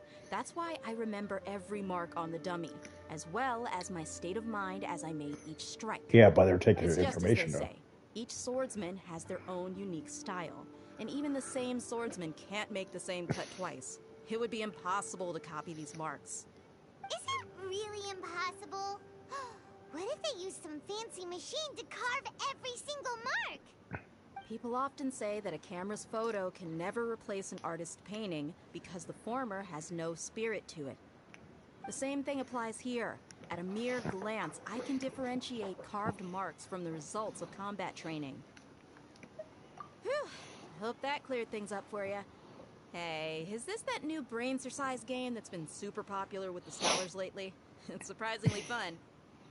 Anyway, let's get Nice into it. reference. I should escort Miss Dunyarzad to Nilu's stage. See you later. Well, back to square one. Is our memory deletion theory also wrong? But at least we've reached some other Yep, that's true. So, can we think of any new ideas right now? Strange? Paimon feels like everything's been strange lately. Huh? Leaving the city? You're right! It's really strange how we never thought of such a simple solution! Many things should become clear if we can confirm the flow of time outside of the... Paimon can't believe it! Did we miss this because we're tunnel visioning too hard on our other theories? Or because... How about we go back and ask Nahida? Maybe... Yeah, because we did things in the port. But how did Dunazar knew we were at the port? Because I don't remember us mentioning we're going to... Or no, did we? Probably did.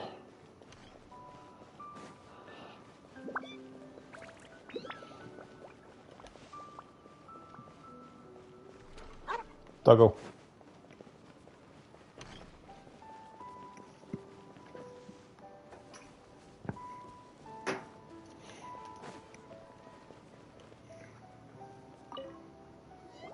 Nahida, we're back! You're back early today. Did you find something new? Sort of. We're mostly sure now that we're not in a time loop. And we also aren't in the real world. But at the same time, we have a new question. Leaving the city. As far as I remember, you've mentioned your plans to do that twice before. We did? But we don't remember anything. What happened after we talked about those plans? What did we say when we got back? Let me think. I don't think you ever actually told me what the outcome was. Oh, it's probably more accurate to say that both times you never came back the whole night. But you two sometimes stay out the entire night anyway, so at the time, I didn't think too much about it. It is true that sometimes we lose track of time during our investigations. Before we know it, it'll already be the next day. But still, neither of us remember anything about leaving town. Really? That's kind of strange. In theory, I should have already awakened all your memories. Yep. Something here's definitely fishy. Let's get to the bottom of this tomorrow. Our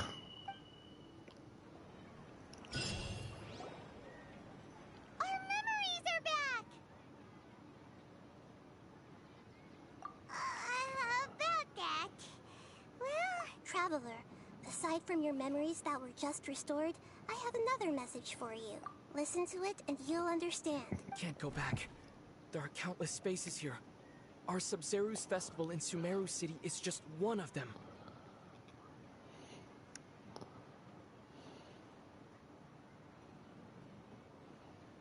Traveler, you should be missing 2 days worth of memories. Paimon will fill you in. It's time to carry out our plan from yesterday. Okay, let's...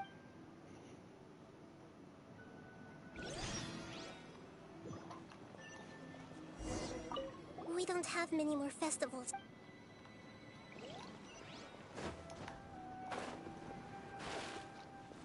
Oh, hi. Take them. I have no need. Illusion shattered! Chicken. Why can't we leave the city? What is the Academia up to now? Don't ask me. It's not like I can tell you anything. This is a direct order from the Grand Sage. Just wait until tomorrow. I have a real emergency. My goods have already arrived at Port Ormos. If I don't hurry, they'll be stolen. That's your problem. Make sure you make a request in advance next time. But it's not like you can just predict business matters in advance. This what happened when we came in. Looks like the Academia already announced a lockdown for Sumeru City today. How completely unsurprising. Let's go and question them. Hello, sir. Why can't we leave the city today? Here we go again. Don't ask me, I don't know either. We just received an order that no one is allowed to enter or exit Sumeru today. They didn't tell us anything else. Angering me won't get you anywhere. If I had that kind of insider info, I would have left this stupid post long ago. Then why don't you? It looks like he really doesn't know. If we can't get anything out of him, let's take matters into our own hands. Why don't we climb over the walls? Those guards can't be everywhere at once. This is a good spot, and the guard hasn't noticed us at all. Let's hurry! Huh? Why? Are you going to leave Paimon behind? But what if things get really weird out there and you get into some trouble? Then Paimon won't be able to help you. Oh, Paimon knows that Paimon can't do much, but we've always been together. Okay. Paimon will wait for you. Promise Paimon that you'll come back as soon as possible. And please, be careful. Hmm. Memories!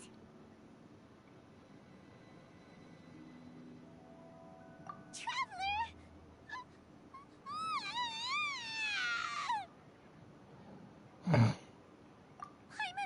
Paimon would never see you again! Paimon waited for you for hours and hours at the city wall and you never came back! You promised Paimon that you... Paimon, calm down. He's here now. Paimon doesn't care! Paimon wanted to go look for you, but you also said that Paimon should stay! Paimon was so worried and so scared the entire day! Hmm. Okay. Paimon will forgive you. The most Okay. Paimon, can you tell us your perspective of what really happened yesterday?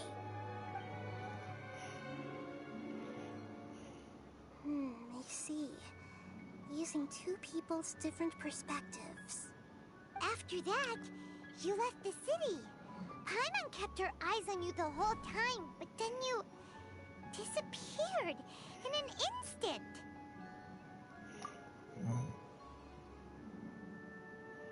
No way! Paimon was... What's your perspective, Traveler? You sure you don't have any memory of this? I guess that explains everything. You also lost your memories the last 2 times you tried to leave the city. Those days' memories can't be awoken. So, if we leave the city, our memories will be completely erased? It really sounds like something big outside of the city is being hidden on purpose. But this way, we'll also never discover what's outside. Something like a message? But how can we send it back? Don't look at me like that. I'm not used to being stared at. Well... Okay. You want something that can pass on messages, right? Give me some time and take care of Dunyarzad for me. Yep! Now we're talking!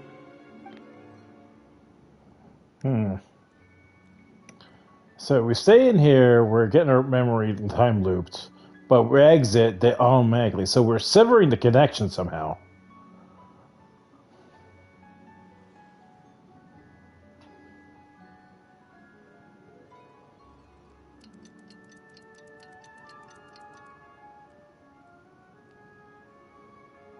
I'm done.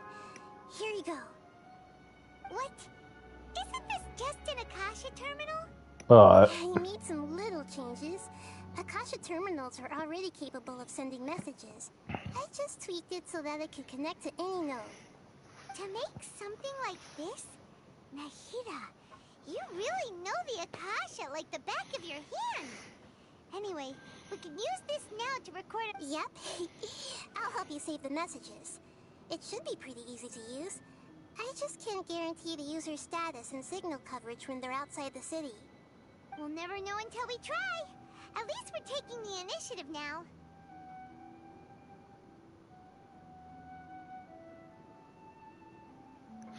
What was that saying that we first encountered the tree? Forget me? Or something like that? Let's go then. Let's expose those sages. All right. Paimon isn't as okay. That covers everything that's happened so far. Yes, although the signal was choppy and had some interference. Okay, now that you understand what's going on,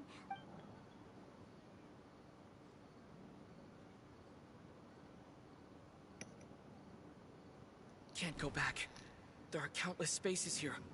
Our Sub-Zeru's festival in Sumeru City is just one of them. Okay. I've entered another space.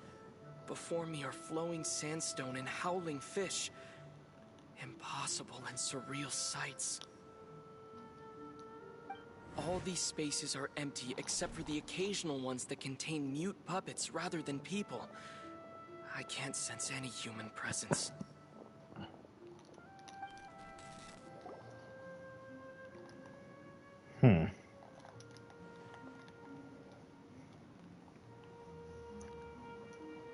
that's one heck of an info dump.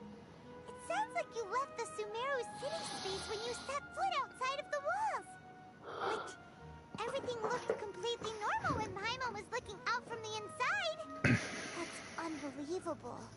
And if we take your word for it, the other spaces all had very weird contents. There's another part here. We only received it last night. These spaces have been disappearing one after the other, absorbed by something like a sun in the sky. And now, even the final space has also disappeared. Behind me, a lot of spaces just appeared again from thin air. I get it now. Those spaces are actually... And...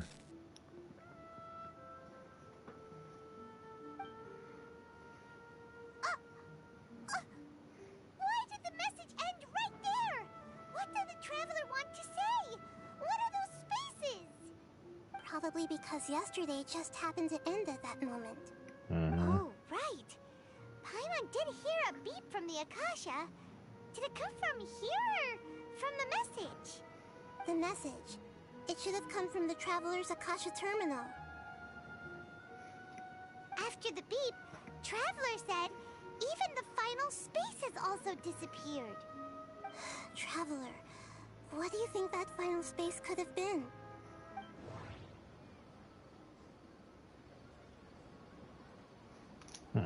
All the bizarre spaces I saw outside the city had one thing in common. A lack of human... Was that space actually the real world? But wouldn't a real space just randomly disappearing like that be catastrophic?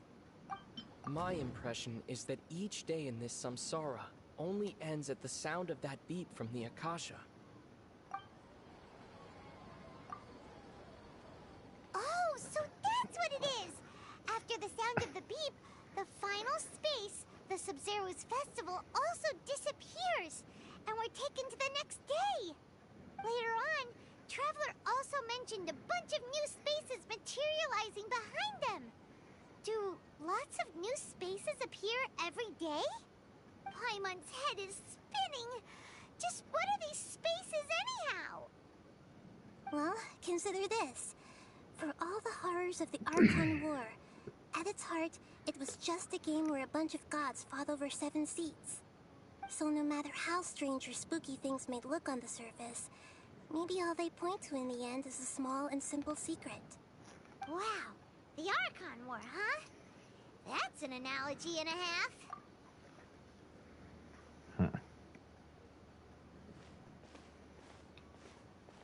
Hey, where are you going?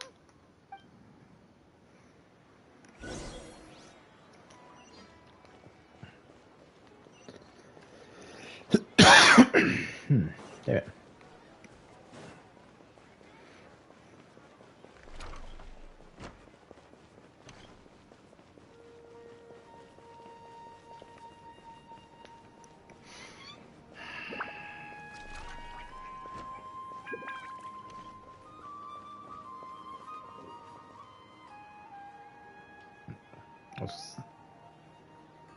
He looks fatigued.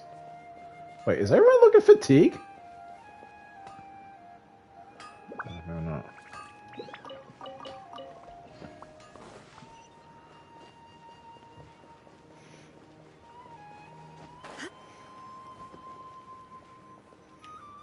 The thing he gives me that those are. Time to think?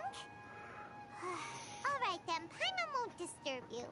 I feel like she's the key, though.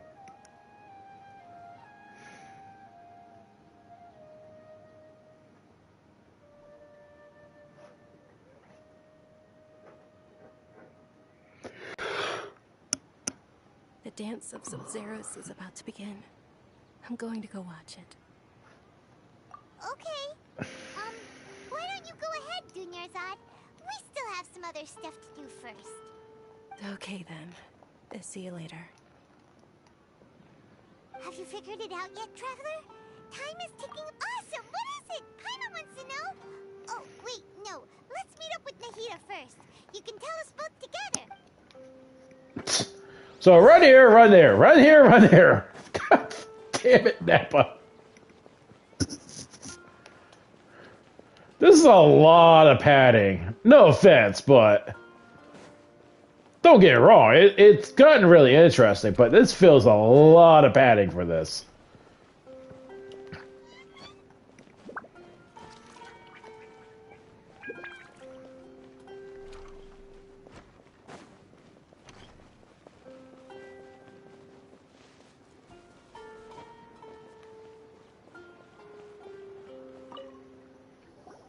You're back.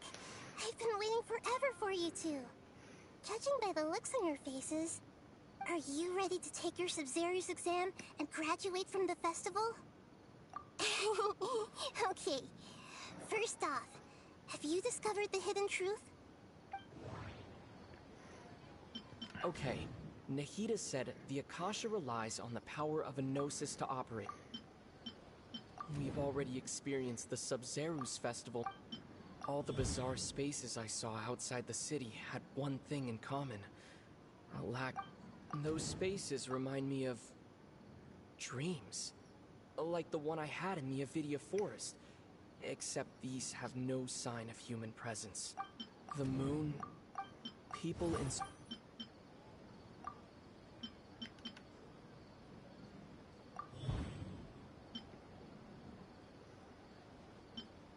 We are all in a dream.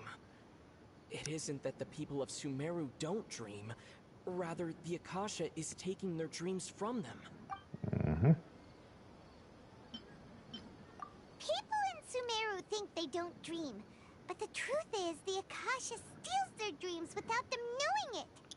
And those spaces with no human presence are stolen dreams without their host. That would explain why they sounded so weird when he was trying to describe them. Dear devote. So people in Sumeru do dream after all. In fact, we're all in one big dream together right now. Correct answer.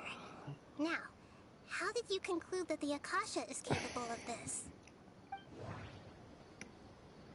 The Akasha relies on the power of a gnosis to operate. It is the manifestation of the God of Wisdom. It compiles the wisdom of the entire pop, and it grants knowledge to the...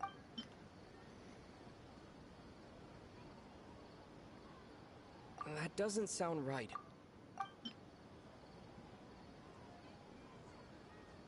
It is the manifestation of the God... Oh, okay. Those dream-controlling creatures in the forest also get their power from the Dendro Archon, right? That would explain why the Akasha has the ability to control people's dreams, too. But is stealing everyone's dreams really how the Akasha compiles their wisdom? Isn't there anything more to it than that? Dreams are fantastical, complex, and full of imagination.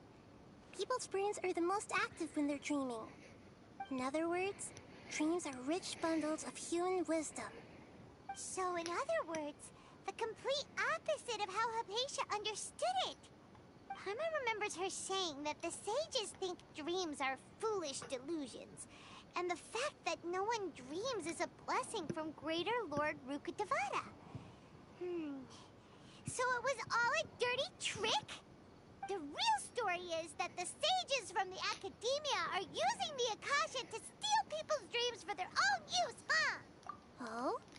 By the sounds of it, you understand the current situation pretty well. So then, what about the Samsara? They want well, to me, I feel like they're slapping you in the face of insulting you as being the lesser god. The beep is a prompt tone for Akasha operations. We still hear it every night. Those spaces kept disappearing before my eyes. But as soon as that beep sounded, many more spaces materialized. Those dreamscapes kept vanishing. But as soon as that beep sounded, more new spaces. The Grand Sage said, "My mind feels We've already experienced the Sub-Zero."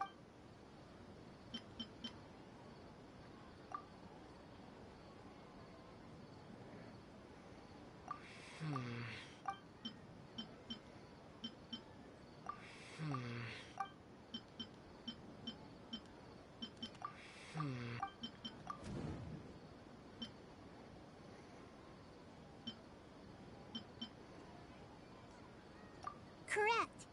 The Akasha is keeping each person's brain in a constant dream state, but also separating their consciousness from their own dream. Their disembodied consciousness is placed inside the collective dream of the Sub-Zero's festival along with everyone else's, while their now vacant dreams are harvested by the Akasha. No one is any the wiser as another day passes in the dream, and so begins another samsara cycle. People wake up to yet another dream about the Sub-Zero's festival. The dreams that belong to them are once again harvested by the Akasha, and so it continues. So, this is like a dream factory, and the Akasha is a dream harvesting machine. Did Paimon get that analogy right? Very good, Paimon. Using analogies well is an excellent habit to get into. Okay, so that beep we keep hearing is actually from our real-life Akasha terminals. Taking off our terminals in this dream doesn't do anything. Alright, last question. Who am I? Do I really need to answer this? They say that alchemical divination is the Dendro Archon's divine revelation. So then, if Nahida has referred to herself as the moon... So you noticed. I thought that one would be the hardest question. That's why I put it last. It doesn't help. I actually kind of know what you are. Look at your mini character archive. That wasn't hard at all. Even Paimon guessed that. Everything about you is different. We just didn't want to expose you is all. Yeah, okay, Now you Paimon. mention it, Nahida, you've been hinting to us since the very beginning. It's funny. Thinking back to when we were asking all over the place for info about Lesser Lord Kusanali, Paimon didn't expect to meet you like this. Yes, those can wait until we're back in real life. On the other hand, I'd be happy to answer any more questions you have about here and now.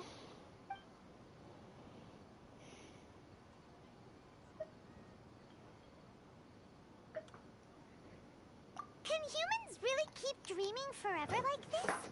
Will it ever end? And if so, when? You might say your mental fatigue has already answered this question.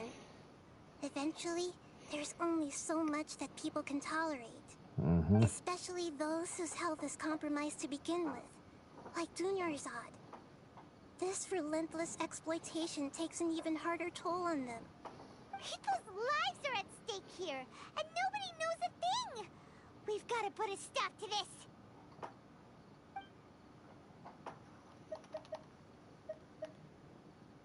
I know, right? Why did they have to base this dream on my birthday? Could it really just be a coincidence? No, they just want to add insult injury. Wow, now that's strange. No, to me, I feel like they're adding insult to injury. That's how I feel like it. The Academia sages are determined to harvest lots of dreams in a short time, no matter the cost. They have to be up to no good. Unfortunately, I don't know anything about it.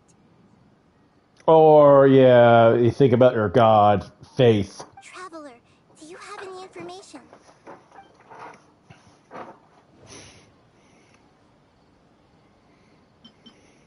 The Grand Sage said, "Go celebrate the birth of that god." Yeah. Celebrate the birth of that god? Could it mean...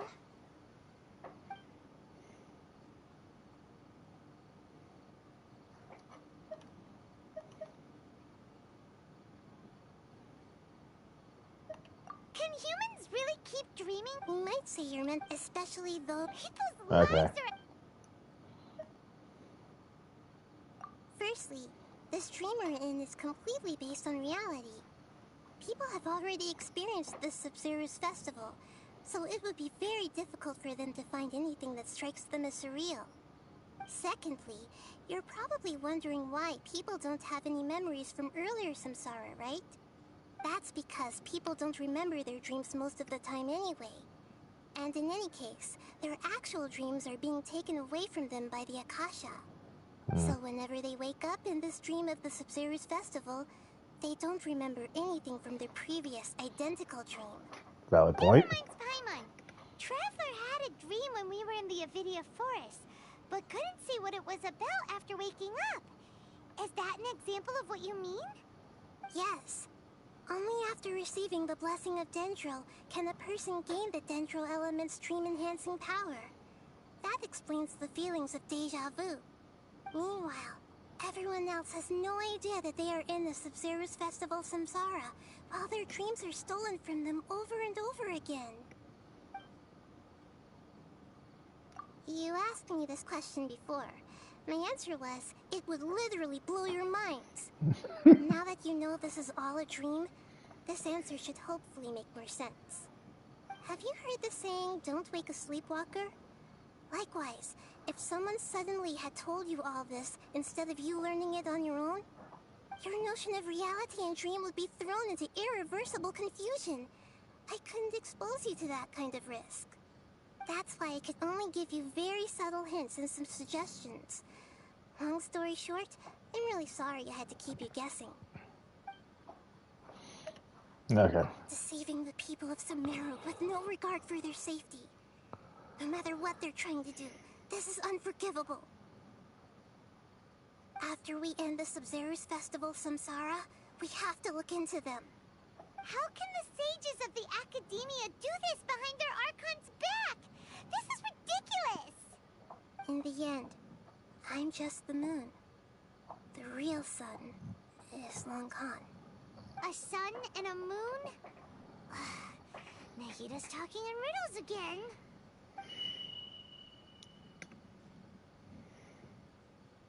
Oh, we're out of time today. I'll tell you how to break free of the samsara tomorrow. See you then. Good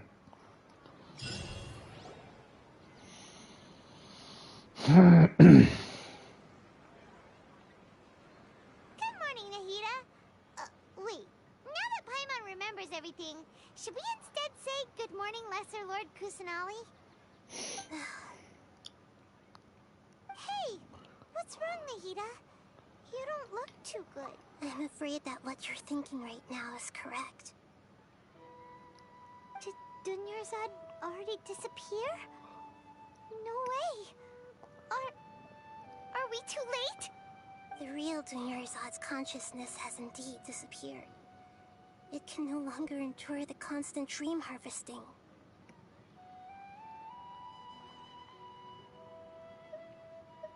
Paimon can't believe it. Wait, so what about that other Dunyarzad? Just what is she? Is she also going to disappear? Nope, she's just a memory. She's actually something like a puppet, but not completely. The real Dunyarzad's consciousness could no longer keep playing her role in this dream.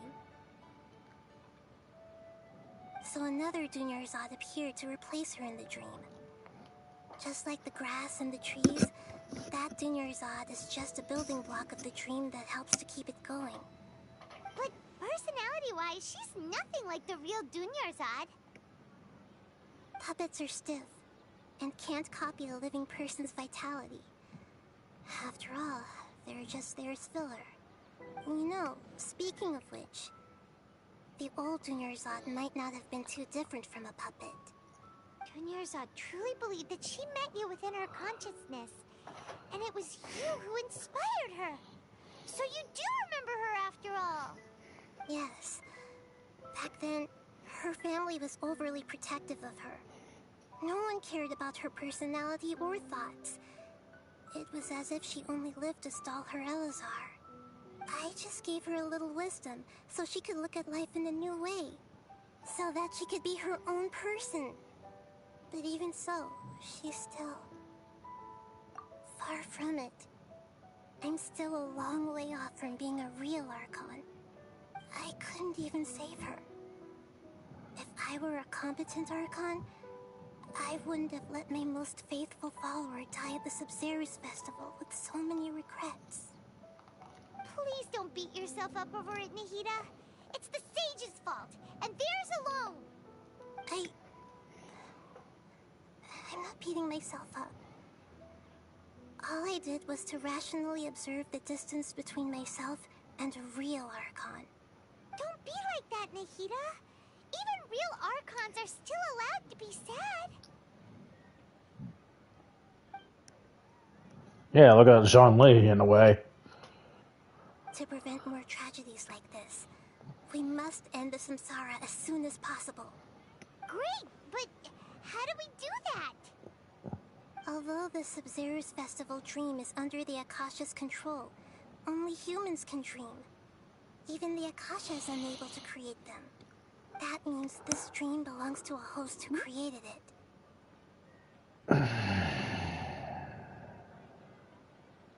Huh? So, how should we find that person? Well, if this is someone's dream, then everything here must come from deep within their consciousness. Which means, with the power of imagination, they can change anything in this dream. Imagination? What do you mean by that? Imagination means breaking through what you perceive as normal. Like when a server at a tavern brings a plate to you, you'd naturally assume that food is on it. However, if you're the dream's host and you become aware that you're dreaming, when you imagine gold and more on the plate, the dream will respond in kind, and the server really will bring you gold and mora. But right now, our host is unaware that this is a dream. No matter how many times they're served, it will always be food. So who's our common denominator?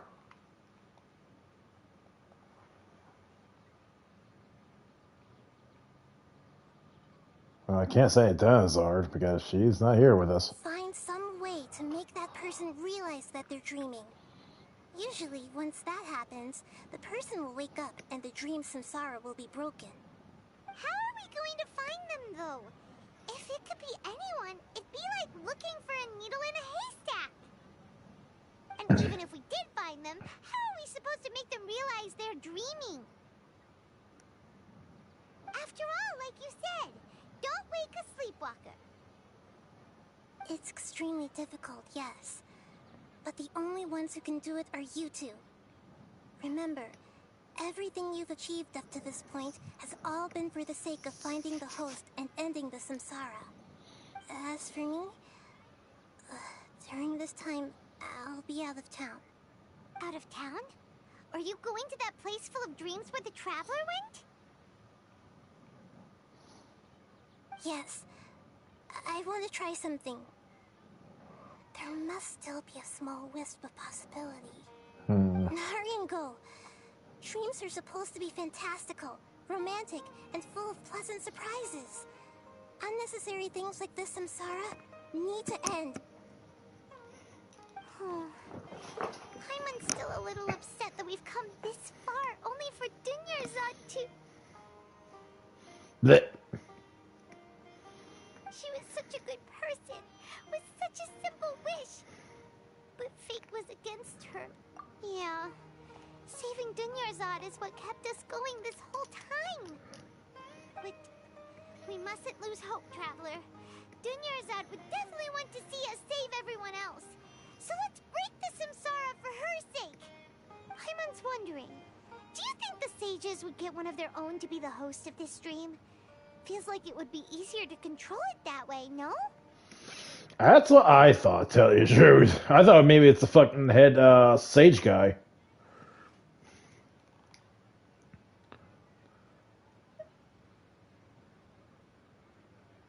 Yeah, that's a valid point. That's true. Plus, the sages probably weren't counting on there being other factors beyond their control. Like Yeah. Nahida and us. So, who do you think the host of the dream is?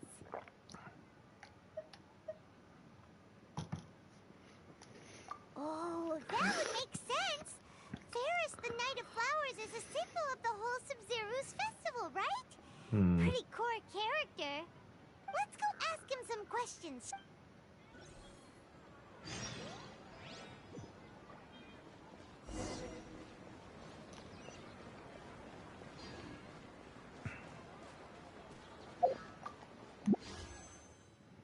Getting a lot of primos, that's for damn sure.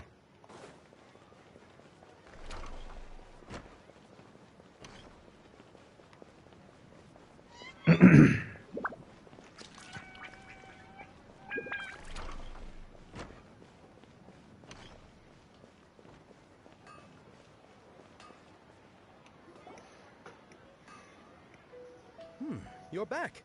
You left in a hurry last time. Is everything okay? Everything's fine. Just, it's a little hard to explain.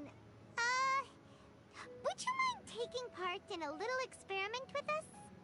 An experiment? That came out of nowhere. I'm listening, though. What do you need me to do? Could you make a wish? You want me to make a wish?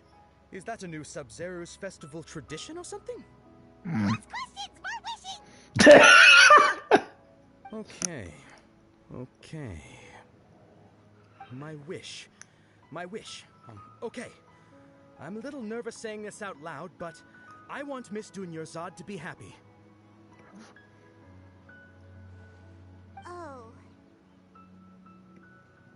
I noticed earlier that she looked a bit down, and she wasn't really talking to anyone. She just doesn't seem like herself. She's always so gentle and kind, and all the kids love her. I've also wondered if the reason she asked me to be Ferris Knight of Flowers is because I'm special to her, or something. So, you have a crush on Dunyarzad? Oh, is it that obvious? After what I just said, I guess it is. That's even more sad now. The hat of the Knight of Flowers onto my head, she said to me, I want everyone to have a happy Sub-Zero's festival. What she didn't realize was that I'm not that interested in how everyone else feels. In that moment, I just wanted to be her Knight of Flowers for the rest of my life. 50 years, 100 years, I'll serve her till the end of time. And that's why we're repeating this. Okay, yeah, that was a bit much. Felt like the right moment to get it off my chest, but that was pretty embarrassing. Okay, I'm ready to make my wish. I would like Miss Dunyarzad to appear in front of me right now with a smile on her face. Here goes. Please come true.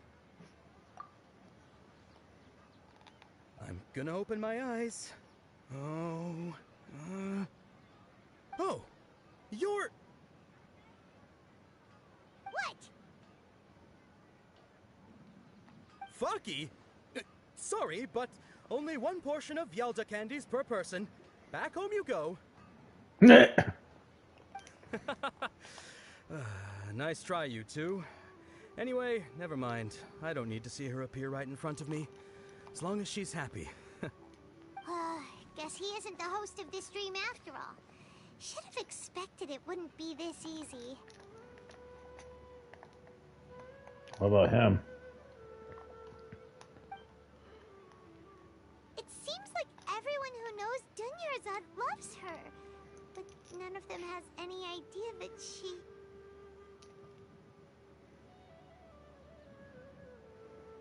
My lady, step back. That sounds like Dia! Oh, right. This is when Dunyarzad bumps into the kid. Huh? But Dia can handle them. Hey, Traveler! We actually gotta beat him up this time? Because I really do.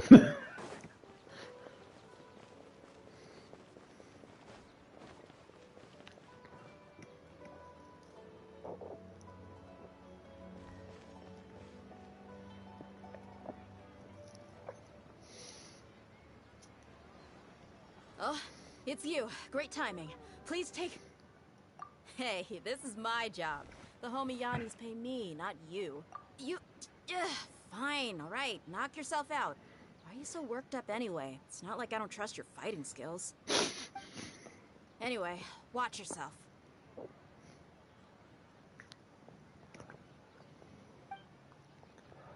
Oh, wait. I got an Got idea. yourself some backup.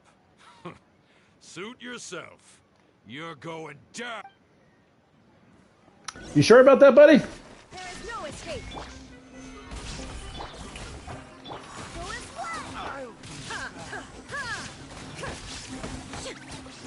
That's close enough. Illusion shattered.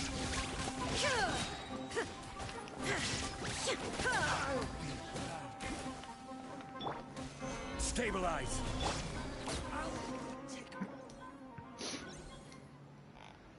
Traveler, were you just taking your anger out on those guys? You and Nahida both. Dunyarzad wouldn't want to see you two like this. Oh, and speaking of her, Paimon just remembered something. Remember how during the first Sub-Zero's festival, before the Samsara started, we came here with Dunyarzad because she wanted to pick something up? Yeah, what's up with that? She said it was because she had forgotten something. I definitely choose that one. Okay, so Paimon's memory is working so far. Anyway, Paimon also remembers that she is staying somewhere around here. She pointed it out to us the night before the Sub-Zero's festival. Yeah, even if it's only a tiny clue, it'll probably still help us more than this needle in a haystack search. Like I said, It's rude to enter other people's spaces without permission, but desperate times call for desperate measures. Hey, the windows are unlocked. Okay, Paimon's gonna take a peek inside.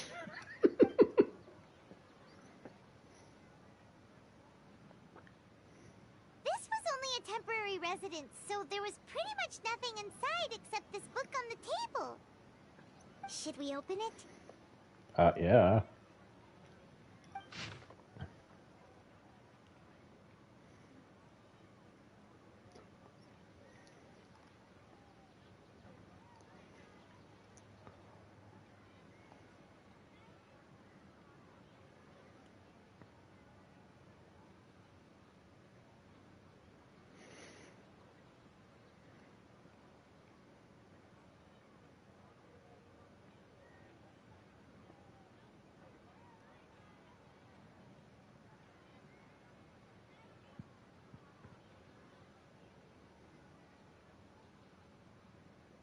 Hmm.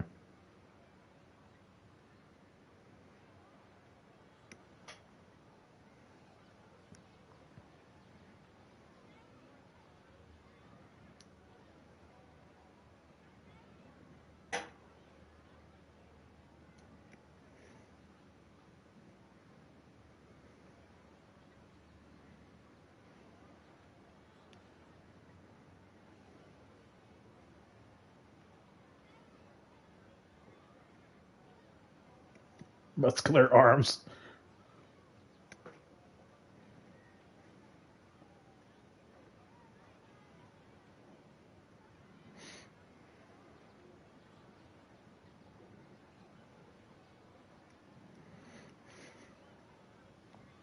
Wow. Dunyarzad wrote all of this. Sounds like she was always thinking of us even while we were away. Even though she was also busy preparing for the Sumeru's festival and had all her health problems to worry about. She must have wanted to give this to us as a gift on the day of the Sumeru's festival, right? If we hadn't found this book, we never would have known. But now that we know, we can't even thank her. Hey! Where are you off to now?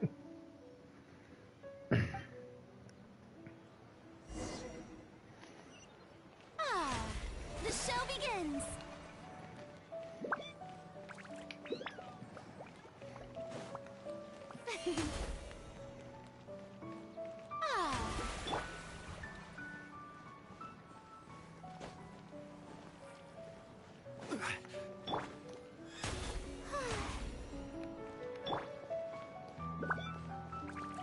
Apparently Jean's Billy was not up and running.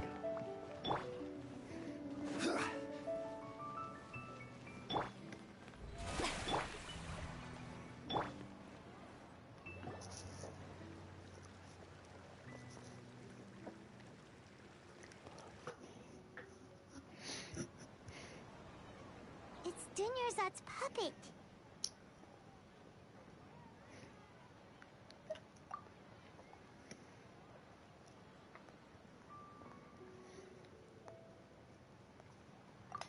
Traveler?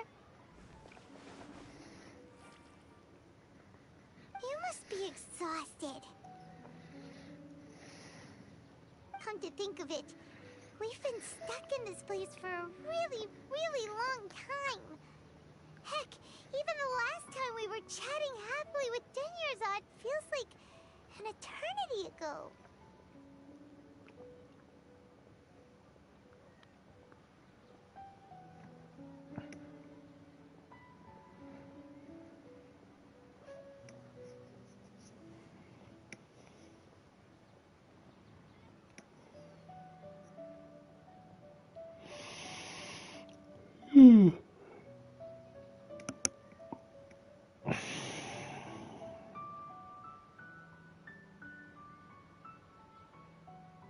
Paimon still remembers when we were sitting here, and the way her eyes sparkled when she talked about Milu's dance of Sub-Zerus. There will always be frustrations in life, but I know that the point of living is not to leave behind any regrets.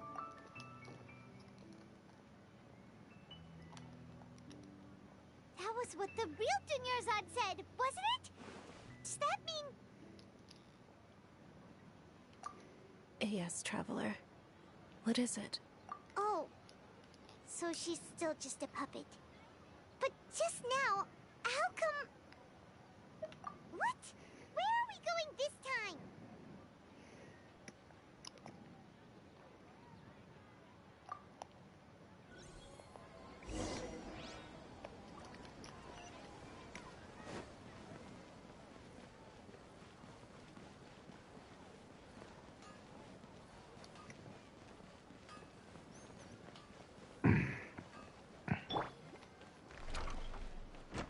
We're gonna disrupt the thing.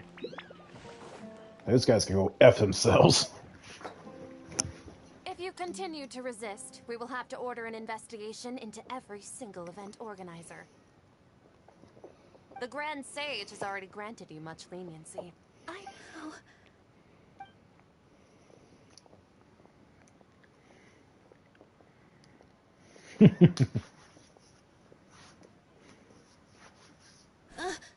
Traveler? You don't have to get involved. Traveler? Uh-oh. Traveler? What the heck are you doing? If you get arrested by the Academia, that's another day gone to waste. Who said it was? I'm telling you, I think he's the head guy. Wait, they're not reacting. Have they been scared stiff? Oh, of course! If this is the Sage's plan, they wouldn't put themselves through this. So they're just substitutes. What is this? What happened to the Grand Sage and his entourage?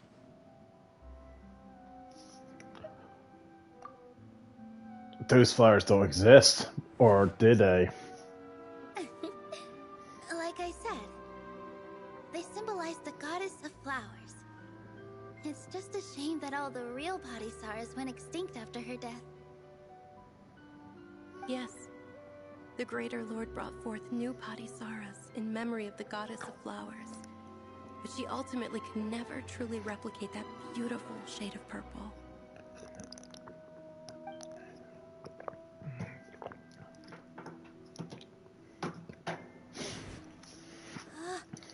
That beautiful shade of purple.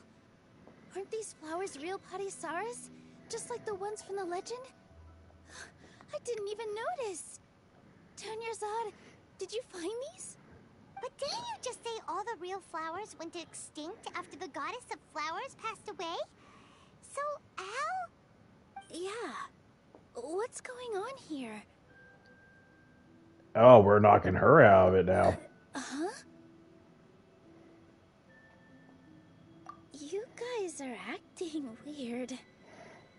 But okay, I'll try.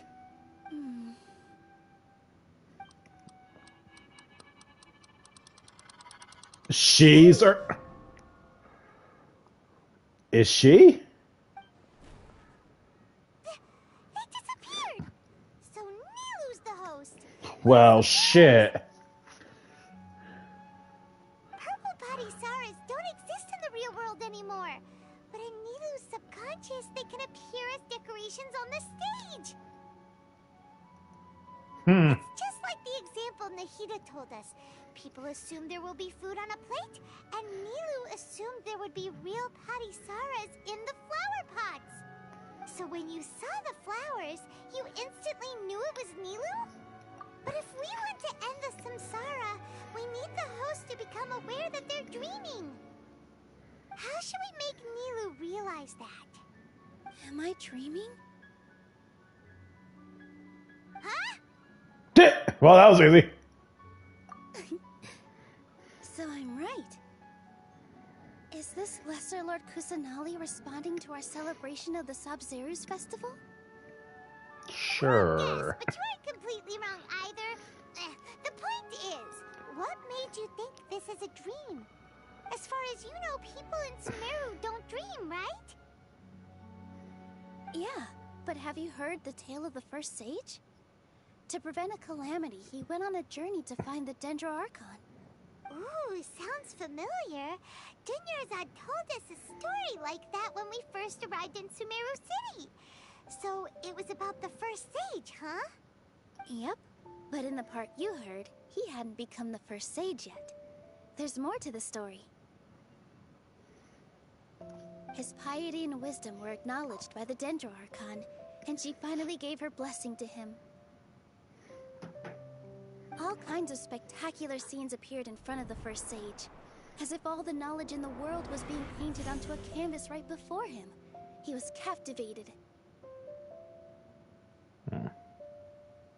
After who knows how long, he mastered all the knowledge he could comprehend. Afterward, he said to the Dendro Archon, "I miss my parents, my wife, and my children. I've been away from home for far too long. They must be worried." The Dendro Archon smiled. The next second, the sage found himself lying in his bed, as if he had just woken up from a dream. His wife, lying next to him, said, "You're off to search for the Dendro Archon today, aren't you? Have a safe journey, my love." Sounds familiar. In the end, the first sage took care of many disasters in Sumeru City, and founded the Academia. What a happy ending. So, the first sage was dreaming ever since the beginning of the story? He never went on his journey? Yes, but his faith and determination were conveyed to the Dendro Archon, so she blessed him in the form of a dream. Paimon understands where you're coming from now. That's a really interesting connection. But we really gotta wake up soon, like the sage in the story. I see.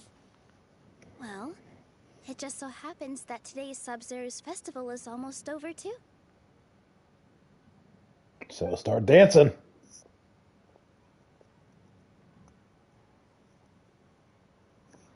Since we're in a dream, let's make this final dance of Sub-Zerus as beautiful as we can.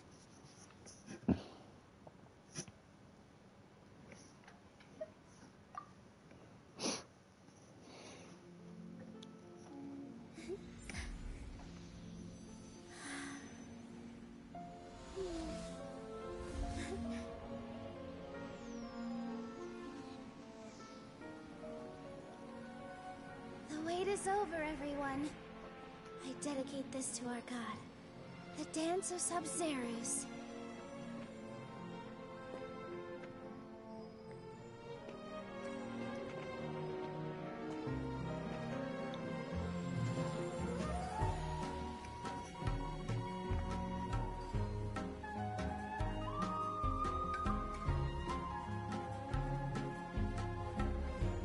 I'm really curious about her as a character, kit-wise, because I've never seen her out in the premiums.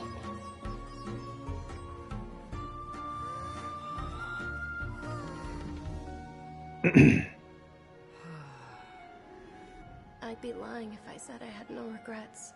I would have loved to see Nilou's dance.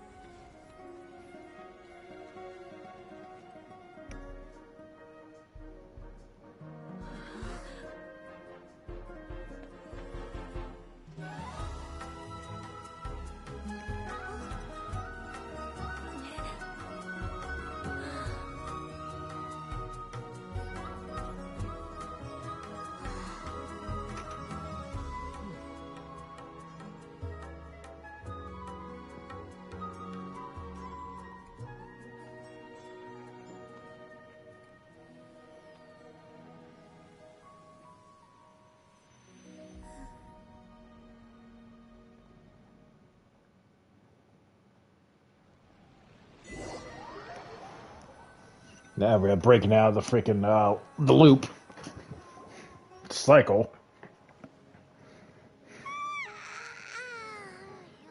Good morning, traveler. Oh, Paimon feels like she's been asleep for the longest time. Paimon's head feels super heavy. Did we oversleep? Do you even remember going to sleep last night? Paimon thinks it was after the Sub-Zero's festival. The Sub-Zero's festival!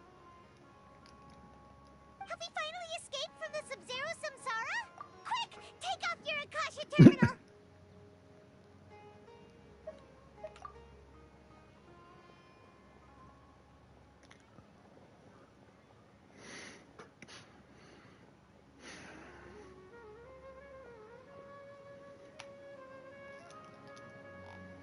She's not in her room.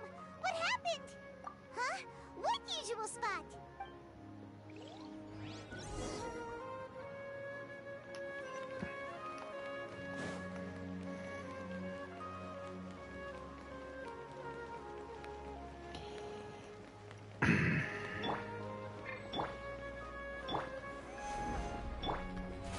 How brilliant!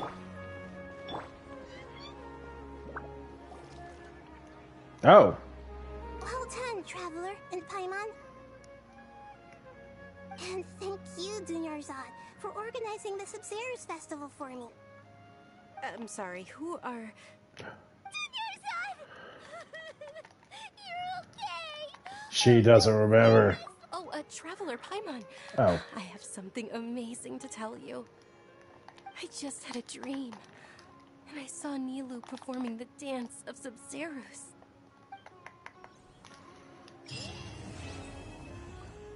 Oh, we're done.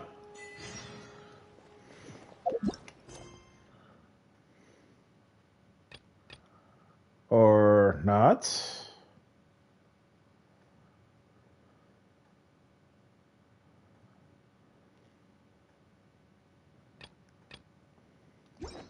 Wait, let me hold up.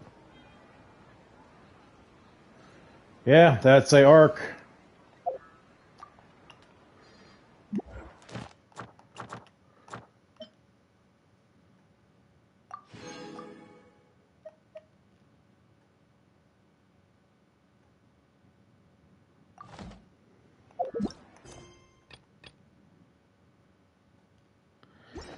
Okay, I'm gonna. It's been what, 3 hours? Almost 3. I'm getting a little hungry, so I think I'm gonna end it for now. I'll probably come back after I get done eating and such. So that was interesting. A lot of Groundhog reference. Groundhog's Day reference, I should say. So that was fun. The world remains constant over the centuries, but human life I'll see you guys later tonight. or a bubble rising Goodbye. from the water.